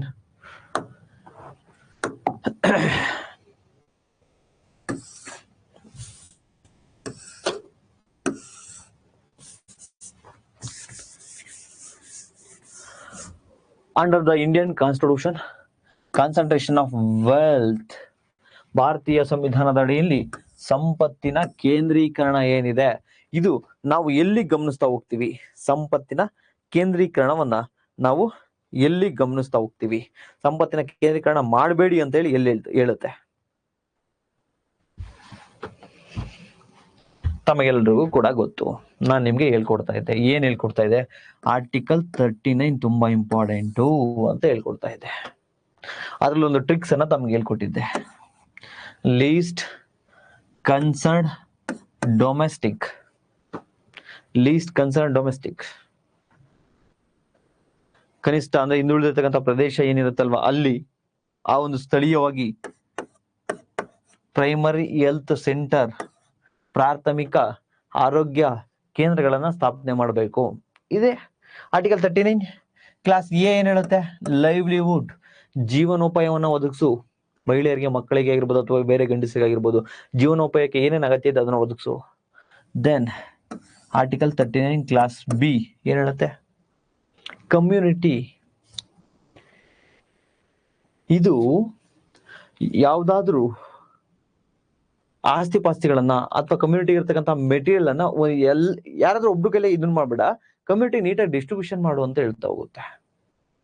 ಮೆಟೀರಿಯಲ್ಸ್ ಆಗಿರ್ಬೋದು, ಸಂಪನ್ಮೂಲಗಳನ್ನ ಕಮ್ಯುನಿಟಿ ನೀಟಾಗಿ ಡಿಸ್ಟ್ರಿಬ್ಯೂಷನ್ ಮಾಡು ಅಂತ ಹೇಳ್ತಾ ಹೋಗುತ್ತೆ. ನೆಕ್ಸ್ಟ್ ಡಿ ಏನ್ ಹೇಳುತ್ತೆ? Does not concentration of wealth ಅನ್ನ ಮಾಡಬೇಡ, ನೀನು ಸಂಪತ್ತಿನ ಕೇಂದ್ರೀಕರಣ ಮಾಡಬೇಡ ಅಂತ ಹೇಳುತ್ತೆ. Article class C. Next P ಅಂದ್ರೆ ಏನ್ ಹೇಳ್ತಾ ಹೋಗುತ್ತೆ? Payment, equal payment for equal work both men and women. ಸಮಾನ ವೇತನವನ್ನು ಕೊಡು ಸಮಾನ ಕೆಲಸಕ್ಕೆ, ಹೆಣ್ಮಕ್ಳಾಗಿರ್ಬೋದು ಗಂಡು ಮಕ್ಳಾಗಿರ್ಬೋದು. ಅದನ್ನ ಹೇಳ್ತಕ್ಕಂಥದ್ದು ಯಾವುದು? Article 39 class D. Article 39 class H ಏನ್ ಹೇಳ್ತಾ ಬರುತ್ತೆ? ಹೆಲ್ತ್, ಪಬ್ಲಿಕ್ ಹೆಲ್ತ್ ಅನ್ನ, ಗಂಡು ಮಕ್ಳಾಗಿರ್ಬೋದು ಹೆಣ್ಮಕ್ಳಾಗಿರ್ಬೋದು ವರ್ಕರ್ಸ್ ಆಗಿರ್ಬೋದು ಅವ್ರ ಹೆಲ್ತ್ ಅನ್ನ ಕಾಪಾಡು, ನೀನು ಆರೋಗ್ಯವನ್ನ ಸುಧಾರಣೆ ಮಾಡು. Then article 39 clause F, this is very very important. Children, health development of children, ಆರೋಗ್ಯಕ್ಕೆ ಪೂರ್ವವಾಗಿರ್ತಕ್ಕಂತಹ ಮಕ್ಕಳ ಬೆಳವಣಿಗೆಯನ್ನ ಅಭಿವೃದ್ಧಿಗೊಳಿಸು. ಮಕ್ಕಳಿಗೆ ಫ್ರೀಡಮ್ ಅನ್ನ ಕೊಡು, ನೀವು ಮಕ್ಕಳಿಗೆ ಯಾವ್ದು ಕೆಲಸ ಮಾಡ್ಲಿಕ್ಕೆ ಫೋರ್ಸ್ ಮಾಡಬೇಡ. ಇದನ್ನ ಹೇಳ್ತಾ ಹೋಗುತ್ತೆ ಆರ್ಟಿಕಲ್ 39 ಸಿ. ಸೊ ಸಂಪತ್ತಿನ ಕೇಂದ್ರೀಕರಣ ಎಲ್ಲಿ ಉಲ್ಲಂಘನೆ ಆಯ್ತು? Article 39 class C, class C. So ಅಲ್ಲಿ ಆರ್ಟಿಕಲ್ 39 ಕ್ಲಾಸ್ ಎಲ್ಲಿ ಬರುತ್ತೆ? ಆರ್ಟಿಕಲ್ 65 ಇಂದ ಆರ್ಟಿಕಲ್ 36 ಇಂದ 51 ವರೆಗೆ DPSP ಪಾರ್ಟ್ 4 ಭಾಗ 4. ಸೊ ಎಲ್ಲಿ ಬರ್ತಾ ಹೋಗುತ್ತೆ? Directive principle of state policy, ರಾಜನೀತಿ ನಿರ್ದೇಶನ ತತ್ವಗಳು. Then 11th one, with reference to the writs, article 32 ಅಡಿಯಲ್ಲಿ 5 ರಿಟ್ಸ್ ಗಳನ್ನ ಹೊಡಿಸುತ್ತೆ ಸುಪ್ರೀಂ ಕೋರ್ಟ್. ಆರ್ಟಿಕಲ್ 226 ಅಡಿಯಲ್ಲಿ ರಾಜ್ಯ ಸರ್ಕಾರವು ಕೂಡ 5 ರಿಟ್ಸ್ ಗಳನ್ನ ಹೊಡಿಸಬಹುದು. Habeas corpus, mandamus, certiorari, prohibition and ಕೋವಾರೆಂಟ್, 5 ರಿಟ್ಸ್ ಅನ್ನ ಹೊಡಿಸಬಹುದು. So with reference to the writs issued by the courts of India, consider the following statement: mandamus will not lie against the private organizations unless it's entrusted with the public duty. First of all, what is the meaning of mandamus? Mandamus means we command. mandamus ಇದನ್ನ higher court issue ಮಾಡುತ್ತೆ. ಮೇಲಂತದ ನ್ಯಾಯಾಲಯ, high court ಆಗಿರ್ಬೋದು ಅಥವಾ supreme court ಆಗಿರ್ಬೋದು, ಯಾರಿಗೆ issue ಮಾಡುತ್ತೆ? Public ಅಫಿಷಿಯಲ್ಗೆ issue ಮಾಡುತ್ತೆ. ಸಾರ್ವಜನಿಕ ಕೆಲಸವನ್ನ ಮಾಡ್ತಾ ಇರ್ತಕ್ಕಂಥ ಅಧಿಕಾರಿಗಳಿಗೆ ಇಶ್ಯೂ ಮಾಡುತ್ತೆ. ಏನಂತ? ನಿನ್ ಕೆಲಸವನ್ನ ನೀನ್ ಕರೆಕ್ಟ್ ಆಗಿ ಮಾಡು ಅಂತ ಇಶ್ಯೂ ಮಾಡೋದು. ಬಟ್ ಇಲ್ಲಿ ಏನ್ ಹೇಳಿದೆ ನೋಡಿ, ಫಸ್ಟ್ ಒಂದು, ಸಾರ್ವಜನಿಕ ಕರ್ತವ್ಯವನ್ನು ವಹಿಸಿ ಕೊಡದ ಹೊರತು ಖಾಸಗಿ ಸಂಸ್ಥೆಯ ವಿರುದ್ಧ. ಪಬ್ಲಿಕ್ ಅಫಿಷಿಯಲ್ಸ್ ಪಬ್ಲಿಕ್ ವರ್ಕ್ ಮಾಡ್ತಾ ಇರ್ಬೇಕು, ಸಾರ್ವಜನಿಕ ಕೆಲಸ ಮಾಡ್ತಾ ಇರ್ಬೇಕು. ಖಾಸಗಿ ಸಂಸ್ಥೆ, ಪ್ರೈವೇಟ್ ಕಂಪನಿ ಮೇಲೆ ಯಾಕೆ ಇಶ್ಯೂ ಮಾಡುತ್ತೆ? ಫಾರ್ ಎಕ್ಸಾಂಪಲ್ ನನ್ನ ಪ್ರೇಮ್ಸ್ ಕ್ಲಾಸಸ್ ರಜಾ ಕೊಡ್ತೀನಿ ಇವತ್ತು, ನನ್ನ ಇಷ್ಟ ಅದು. So wrong. ನನಗೆ ಬಂದು ಯಾವ್ದು ಕೋರ್ಟೇನ್ ಇಶ್ಯೂ ಮಾಡಲ್ಲ, ನಿನ್ ಕೆಲಸ ನೀನ್ ಕರೆಕ್ಟ್ ಮಾಡು ಅಂತ. Next, mandamus will not lie against the company even though it may be government company. ಸರ್ಕಾರದ ಕಂಪನಿ ಆಗಿದ್ರೂ ಸಹ ಮ್ಯಾಂಡಮಸ್ ಅನ್ನ ಆ ಕಂಪನಿಯ ವಿರುದ್ಧ ವರ್ಡ್ಸಲ್ಲ. ಗೌರ್ಮೆಂಟ್ ಕಂಪನಿ ಆಗಿರೋದ್ರ ವಿರುದ್ಧ ವರ್ಡ್ಸ್ ಅಲ್ವಾ? ನೋ ವರ್ಡ್ಸ್ ಅಲ್ಲ. ಕಂಪನಿ ಗೌರ್ಮೆಂಟ್ದೇ ಆಗಿರ್ಲಿ, ಬಟ್ ಅದು ಪಬ್ಲಿಕ್ ವರ್ಕ್ ಅನ್ನ ಮಾಡ್ತಿಲ್ಲ ಅಂದ್ರೆ, ಸಾರ್ವಜನಿಕರ ಕೆಲಸವನ್ನ ಮಾಡ್ತಾ ಇಲ್ಲ ಅಂದ್ರೆ ಅದ್ರ ವಿರುದ್ಧನೂ ಕೂಡ ಹೊಡ್ಸಂಗಿಲ್ಲ. ಪಬ್ಲಿಕ್ ವರ್ಕ್, ಸಾರ್ವಜನಿಕರಿಗೋಸ್ಕರ ಕೆಲಸ ಮಾಡ್ತಾ ಇದ್ರೆ ಗೌರ್ಮೆಂಟ್ ಕಂಪನಿ ಅದ್ರ ವಿರುದ್ಧ ಓಡಿಸಬಹುದು. ಬಟ್ ಇಲ್ಲಿ ಸರ್ಕಾರಿ company Mandamus will be against company even though it may be government company. Government company ಆದ್ರೂ ಕೂಡ ಹೊರಡ್ಸಂಗಿಲ್ಲ. ಪಬ್ಲಿಕ್ ವರ್ಕ್ ಮಾಡ್ತಿದ್ರೆ ಮಾತ್ರ, ಸಾರ್ವಜನಿಕರ ಕೆಲಸವನ್ನ ಮಾಡ್ತಿದ್ರೆ ಮಾತ್ರ ಹೊರಡಿಸ್ಬೇಕು. ಕರೆಕ್ಟ್ ಇಲ್ಲ. Any public minded person can be petitioner to the move to the court to obtain the writ quo warrant. ಯಾವುದೇ ಸಾರ್ವಜನಿಕ ಮನಸ್ಸುಳ್ಳ ವ್ಯಕ್ತಿಯು ಕೋ ವಾರೆಂಟ್ ರಿಟ್ ಅನ್ನು ಪಡೆಯಲು ನ್ಯಾಯಾಲಯಕ್ಕೆ ಅರ್ಜಿ ಸಲ್ಲಿಸಬಹುದು. Yes correct. ಕೋ ವಾರೆಂಟ್ ಅಂದ್ರೇನು? ಯಾರಾದ್ರೂ ಅಕ್ರಮವಾಗಿ ಇಲ್ಲಿಗಲ್ ಆಗಿ ಪಬ್ಲಿಕ್ ಆಫೀಸ್ ಅನ್ನ ಪ್ರವೇಶ ಮಾಡಿದ್ರೆ, ಇಟ್ ಮೀನ್ಸ್ ಕೆಲಸವನ್ನ ತೆಗೆದುಕೊಂಡಿದ್ರೆ. ಫಾರ್ ಎಕ್ಸಾಂಪಲ್ ಯಾವ್ದು FD-ನೋ ST-ನೋ PSI-ನೋ ಇನ್ನೊಂದು ಮತ್ತೊಂದು ಅಕ್ರಮವಾಗಿ ಕೆಲಸವನ್ನ ತೆಗೆದುಕೊಂಡಿದ್ದಾನೆ, ಇಲ್ಲಿಗಲ್ ಆಗಿ ಹೋಗಿದ್ದಾನೆ ಅಲ್ಲಿಗೆ. ಈಗ ನಾವು ಕೋರ್ಟ್ಗೆ ಹೋಗ್ಬೋದು ಅವ್ನ ವಿರುದ್ಧ, ಕೆಲಸ ಕರೆಕ್ಟ್ ಆಗಿ ತಗೊಂಡಿಲ್ಲ ಸರ್, ಏನೋ ಕರಪ್ಷನ್ ಮಾಡಿದ್ದು ಹೋಗಿದ್ದಾನೆ, ಕೋರ್ಟ್ಗೆ ಹೋಗ್ಬೋದು. ಯಾರು ಹೋಗ್ಬೇಕು? ಅವ್ನ್ ಕೆಲಸ ಯಾರ್ದ ಕಿತ್ಕೊಂಡಿದ್ದಾನಲ್ಲ ಅವ್ನ್ ಮಾತ್ರ ಹೋಗ್ಬೇಕು ಅಂತ ಏನಿಲ್ಲ. ಎನಿ ಪಬ್ಲಿಕ್ ಯಾರು ಬೇಕಾದ್ರೂ ಹೋಗ್ಬೋದು public. So correct statement.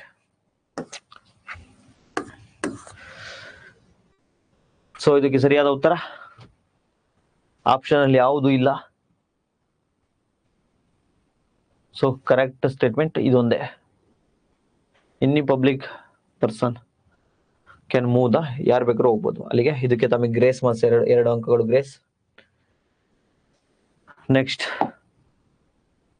12th question ನೋಡಿ. 1 minute.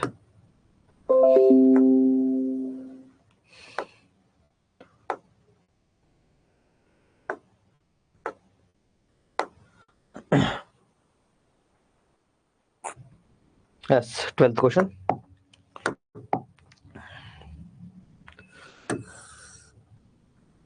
Consider the following statements.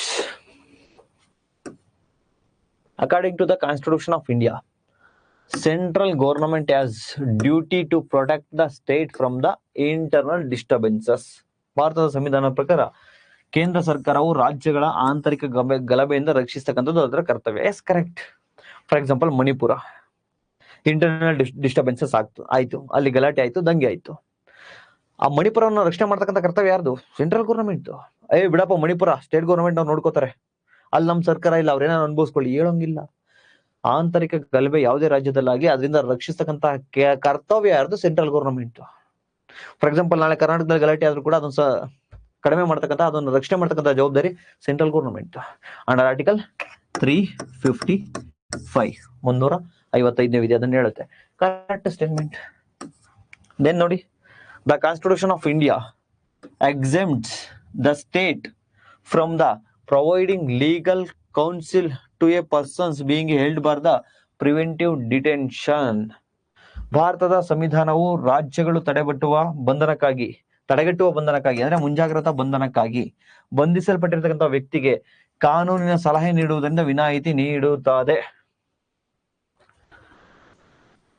Yes correct. ನಾನು ಮೊದ್ಲು ಹೇಳಿದ್ದೀನಿ, ಪ್ರಿವೆಂಟಿವ್ ಡಿಟೆನ್ಷನ್, ಮುಂಜಾಗ್ರತಾ ಬಂಧನ ಏನಿರುತ್ತಲ್ಲ, ಅವರಿಗೆ ಇನ್ಫಾರ್ಮೇಶನ್ ಕೊಡ್ಲೂಬಾರ್ದು. ಕೊಡ್ಬೋದು, ಕೊಡದೇನೆ ಇರಬಹುದು. ನಿನ್ ಯಾವ ಆಧಾರದ ಮೇಲೆ ಬಂಧನ ಮಾಡಿದೀವಿ, ಕೊಡಂಗೇನಿಲ್ಲ. ಅದೇ ಫಾರ್ ಎಕ್ಸಾಂಪಲ್ ನಾನು ಮರ್ಡರ್ ಮಾಡೋಗಿದ್ದೀನಿ, ನನಗೆ ಕೊಡ್ಬೇಕು.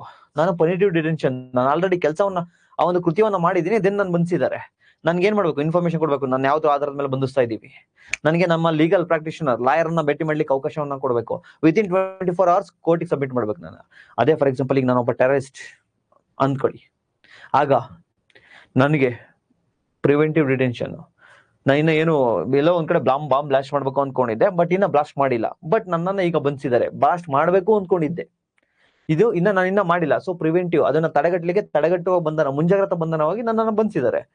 ಈಗ ನನಗೆ ನಿನ್ನ ಯಾವ್ದಾರ ಮೇಲೆ ಬಂಧನ ಮಾಡಿದೀವಿ ಹೇಳಂಗೇನಿಲ್ಲ. ಲೀಗಲ್ ಪ್ರಾಕ್ಟಿಷನರ್ ಲಾಯರ್ನ ಭೇಟಿ ಮಾಡ್ಲಿಕ್ಕೆ ಅವಕಾಶ ಏನ್ ಕೊಡಂಗಿಲ್ಲ.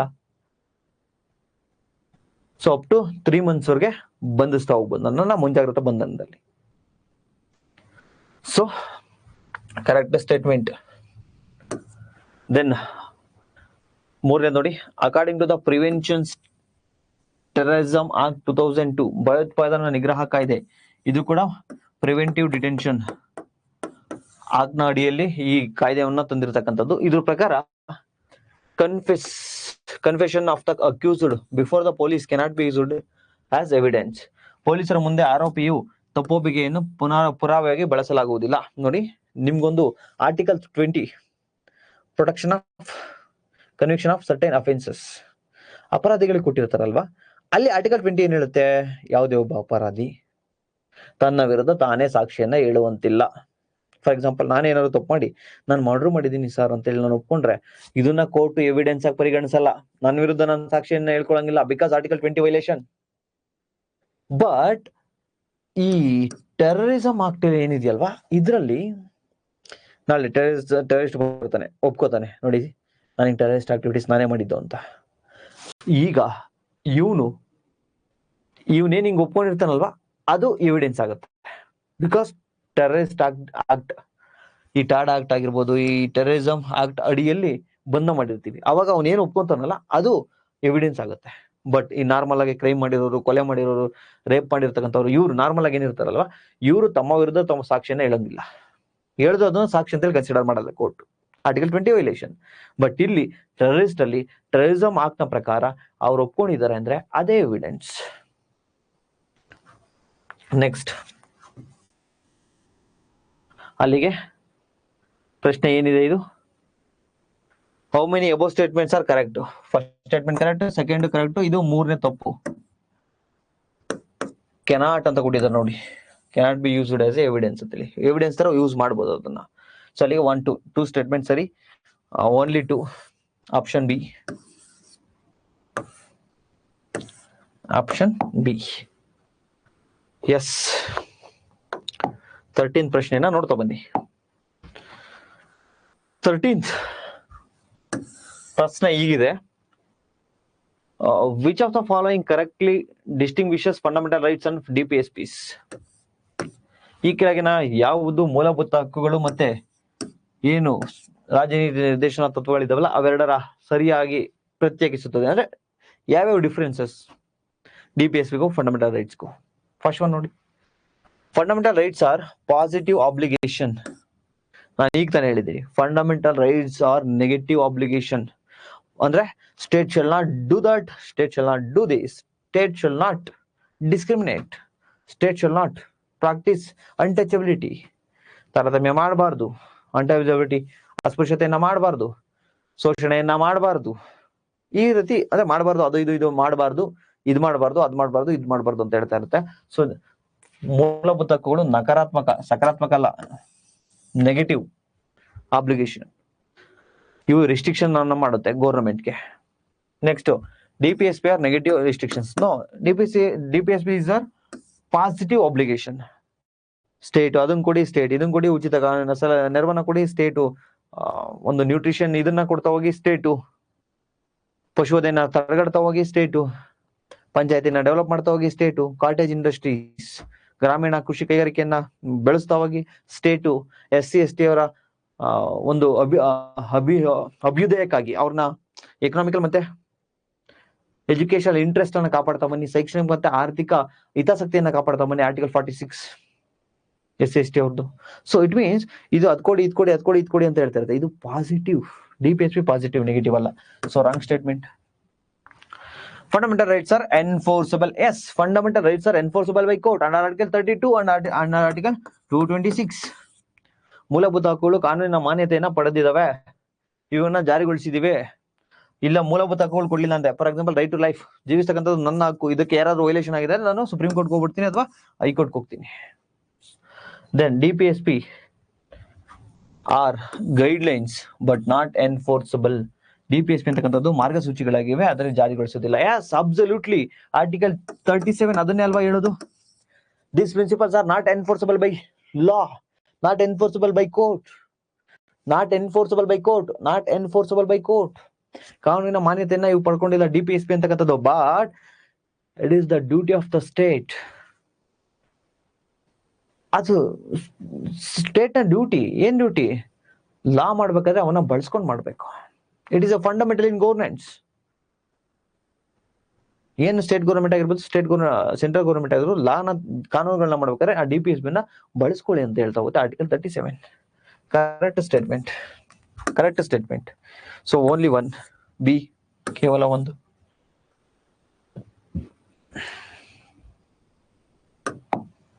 ನೆಕ್ಸ್ಟ್ 14ನೇ ನೋಡಿ,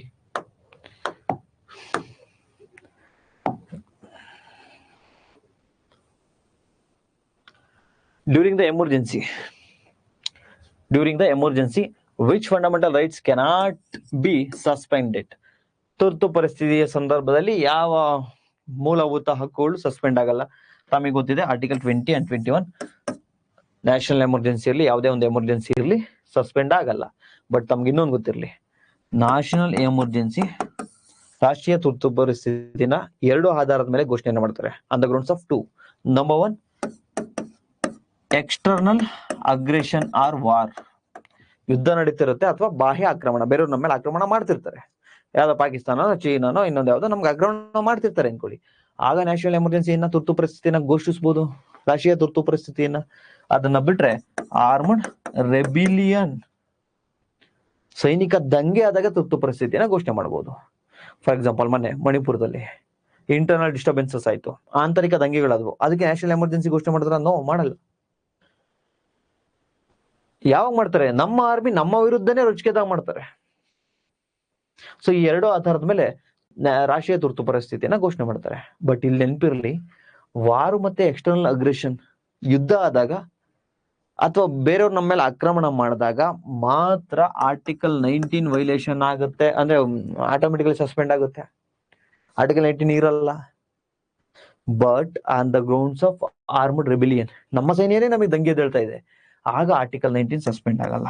ತಮಗೆ ನೆನಪಿರ್ಲಿ, ಆರ್ಟಿಕಲ್ 19 ಸಸ್ಪೆಂಡ್ ಆಗಲ್ಲ. National emergency on the grounds of armed rebellion, ಆಗ article 19 it's provide 6 rights regarding to the freedom. ಸ್ವಾತಂತ್ರ್ಯಕ್ಕೆ ಸಂಬಂಧಪಟ್ಟಿರ್ತಕ್ಕಂಥ 6 ಹಕ್ಕುಗಳನ್ನ ಕೊಡ್ತಾ ಹೋಗುತ್ತೆ. Freedom of speech and expression, etcetera etcetera etcetera already ಹೇಳಿದೆ. ಸೊ ಇದು ತಮಗೆ ನೆನಪಲ್ಲಿರಲಿ. ದೆನ್ ಆರ್ಟಿಕಲ್ 15 ನೋಡಿ, ಒಂದು ಕ್ಲಾಸ್ ಅನ್ನ ಕೇಳಿ, ಟೆಸ್ಟ್ ಅನ್ನ ಅಟೆಂಡ್ ಮಾಡಿ, ಟೆಸ್ಟ್ ಅನಾಲಿಸಿಸ್ ಅಲ್ಲಿ ಭಾಗವಹಿಸಿದೀರಾ ಅಂದ್ರೆ ಮತ್ತೆ ನಿಮಗೆ ರಿವಿಷನ್ ಅಗತ್ಯನೂ ಬೀಳಲ್ಲ. ಎಲ್ಲವನ್ನೂ ಅರ್ಥ ಸರ್ತಿ ಕ್ಲಾಸಲ್ಲಿ ಹೇಳಿರ್ತೀನಿ ನಾನು. ನನ್ನ ಉದ್ದೇಶ ಒಂದೇ, ಒಂದು ಕ್ವಶನ್ ಕೂಡ ರಾಂಗ್ ಮಾಡಬಾರ್ದು ಕಾನ್ಸ್ಟಿಟ್ಯೂಷನ್ ಇಂದ ಬಂದ್ರೆ. The Panchayat Raj institutions are established as per Constitution directions of dash. Panchayat Raj ಸಂಸ್ಥೆಗಳನ್ನು ಸಾಂವಿಧಾನಿಕ ನಿರ್ದೇಶನಗಳ ಪ್ರಕಾರ ಸ್ಥಾಪಿಸಲಾಗಿದೆ. Yes, of course. Establishment of panchayats. Article 40 ಅದನ್ನೇ ಅಲ್ವಾ ಹೇಳೋದು, ಪಂಚಾಯತಿಗಳನ್ನ ಸ್ಥಾಪಿಸಿ ಅಂತೇಳಿ ರಾಜ್ಯಗಳಿಗೆ ಹೇಳ್ತಾ ಬರುತ್ತೆ. DPSP, directive principle of state policy, ರಾಜ್ಯ ನೀತಿ ನಿರ್ದೇಶನ ತತ್ವಗಳು, article 40, option C. Then yes, which of the following provision is part of both the directive principle of state policy and fundamental duties? ಯಾವ ಕೆಳಗಿನ ನಿಬಂಧನೆಯು ರಾಜ್ಯ ನೀತಿ ನಿರ್ದೇಶನ ತತ್ವಗಳು ಆಗಿದಾವೆ, ಅಟ್ ಎ ಸೇಮ್ ಟೈಮ್ ಮೂಲಭೂತ ಕರ್ತವ್ಯಗಳು ಆಗಿದಾವೆ? ಯಾವುದು? ಫಾರ್ ಎಕ್ಸಾಂಪಲ್ ನೋಡ್ತಾ ಬನ್ನಿ, participation of workers in the management of the industries, 43A. ಕೈಗಾರಿಕೆಗಳ ನಿರ್ವಹಣೆಯಲ್ಲಿ ಕಾರ್ಮಿಕರನ್ನ ಭಾಗವಹಿಸುವುದು, ಇದು DPSP ಮಾತ್ರ ಇದೆ, ಫಂಡಮೆಂಟಲ್ ಡ್ಯೂಟೀಸ್ ಅಲ್ಲಿ ಇಲ್ಲ. ನೆಕ್ಸ್ಟ್, ಪ್ರೊಟೆಕ್ಷನ್ ಆಫ್ ಎನ್ವೈರನ್ಮೆಂಟ್, ಪರಿಸರವನ್ನ ಸಂರಕ್ಷಣೆ ಮಾಡಬೇಕು. ಎಸ್, ಇದೆ ಅಲ್ವಾ? It is the duty of every citizen of India to protect and improve the environment, wildlife. ಅರಣ್ಯವನ್ನ ಸಂರಕ್ಷಣೆ ಮಾಡಬೇಕು, ವನ್ಯಜೀವಿಯನ್ನ ಸಂರಕ್ಷಣೆ ಮಾಡಬೇಕು, ಇದಿದೆ ಅಲ್ವಾ? ಎಲ್ಲಿದೆ? DPSP ಕೂಡ ಇದೆ, ಆರ್ಟಿಕಲ್ 48 ಅಲ್ಲಿ, 48A. At A same time 51A, fundamental duties, ಮೂಲಭೂತ ಕರ್ತವ್ಯಗಳು, ಅಲ್ಲೂ ಕೂಡ ಇದೆ. ಎಸ್, ಇದಿದೆ, ಕರೆಕ್ಟ್ ಸ್ಟೇಟ್ಮೆಂಟ್. ಅದಾದ್ಮೇಲೆ ನೋಡ್ತಾ ಬನ್ನಿ, guardians to provide opportunity for education to children, ಮಕ್ಕಳಿಗೆ ಶಿಕ್ಷಣಕ್ಕೆ ಅವಕಾಶವನ್ನು ಒದಗಿಸುವುದು ರಕ್ಷಕರ ಒಂದು ಕರ್ತವ್ಯ.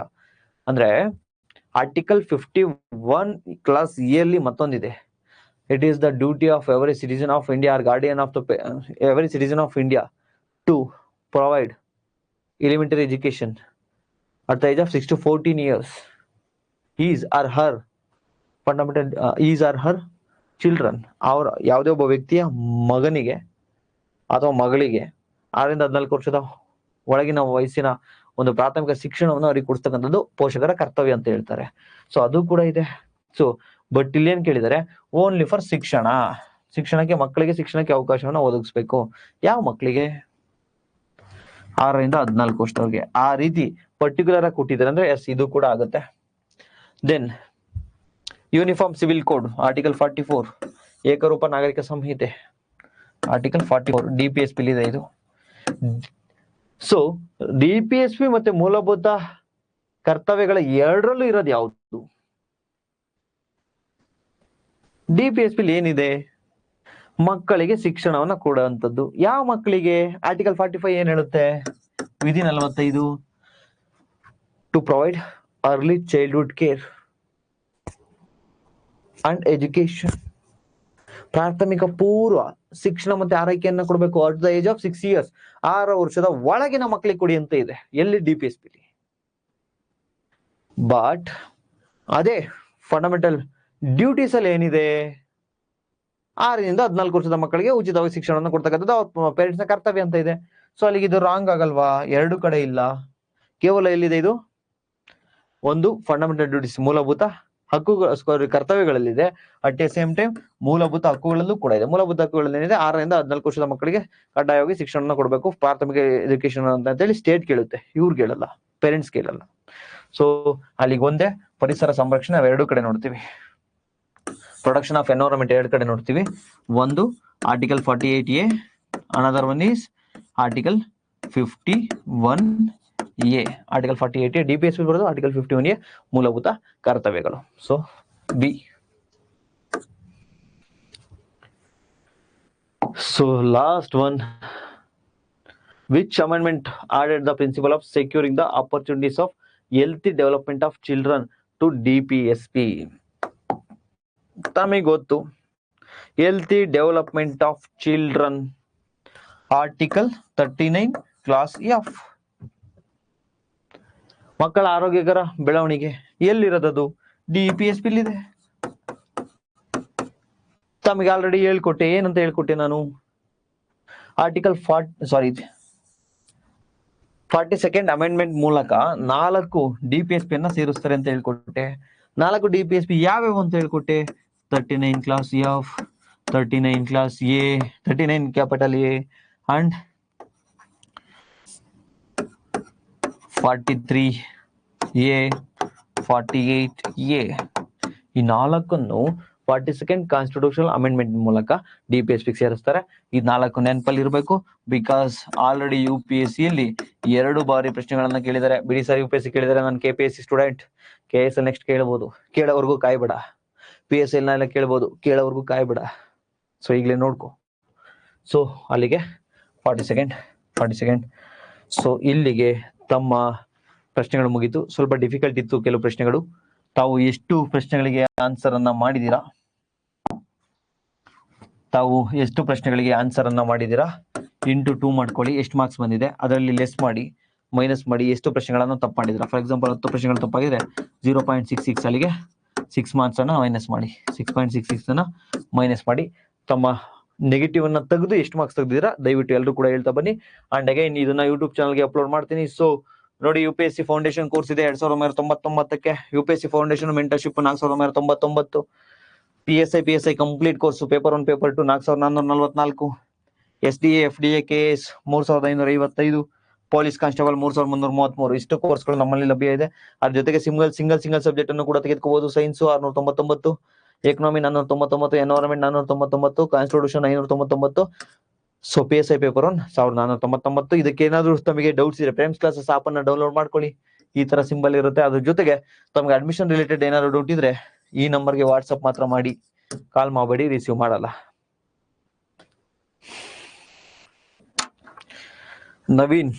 ನವೀನ್ ಅವರು ಒಂದಷ್ಟು ಮಾರ್ಕ್ಸ್ ಅನ್ನ ಚೆನ್ನಾಗಿ ತೆಗೆದಿದ್ದೀರಾ, ವೆರಿ ಗುಡ್. ಬೇರೆಯವರು ಸತ್ಯವನ್ನ ಹೇಳ್ಬೇಕು, ಸುಳ್ಳು ಹೇಳಿದಿರ ಅಂದ್ರೆ ಎಕ್ಸಾಮ್ ಪಾಸ್ ಆಗಲ್ಲ. ಬಿಕಾಸ್ ನೀವು ನೆಗೆಟಿವಿಟಿಯನ್ನ ಅಟ್ರಾಕ್ಟ್ ಮಾಡ್ಕೋತಾ ಇರ್ತಾರ, ಸುಳ್ಳು ಹೇಳ್ತಾ ಇದ್ದೀರಾ, ನಿಮ್ಗೂ ಸುಳ್ಳು ಹೇಳೋರು ಸಿಗ್ತಾರೆ. Aishwarya ma'am 28.68, very good. Hemant sir 31.34, good.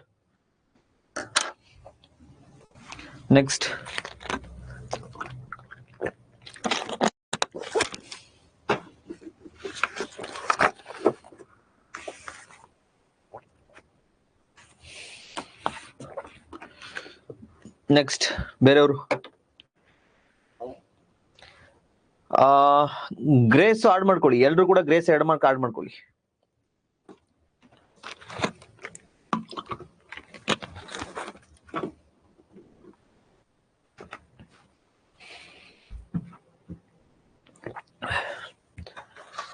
ಬೇಗ ಬೇಗ ತಮ್ಮ ಎಷ್ಟೆಷ್ಟು ಮಾರ್ಕ್ಸ್ ಅನ್ನ ತೆಗೆದಿದ್ದೀರಿ ಹೇಳಿ.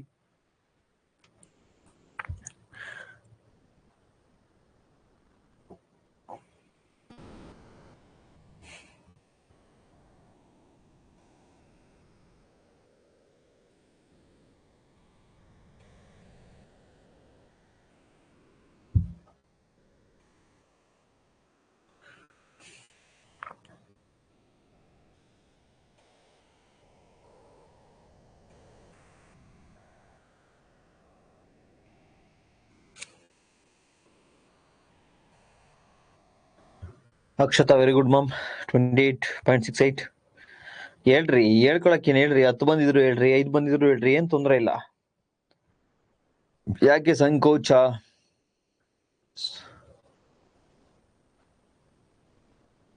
ಈಗ ನವೀನ್ ಮತ್ತೆ ಹೇಮಂತ್ ಸರ್ ನೀವಿಬ್ರುದು 31.34 ಅಲ್ವಾ?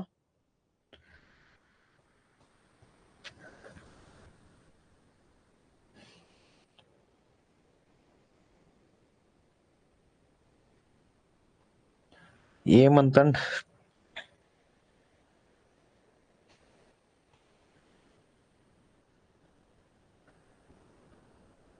ವೆರಿ ಗುಡ್, ನೀವಿಬ್ರದೇ ಟಾಪರ್ ಇವತ್ತು, ಹೈಯೆಸ್ಟ್ ಮಾರ್ಕ್ಸ್.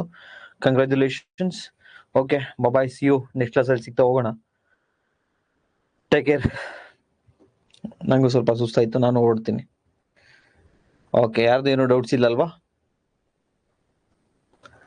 ಹೊಸ ಸ್ಟೂಡೆಂಟ್ಸ್ ಕ್ಲಾಸ್ ಅನ್ನ ಕಂಪ್ಲೀಟ್ ಮಾಡದೆ ಏನು ಅಟೆಂಡ್ ಮಾಡಬೇಡಿ.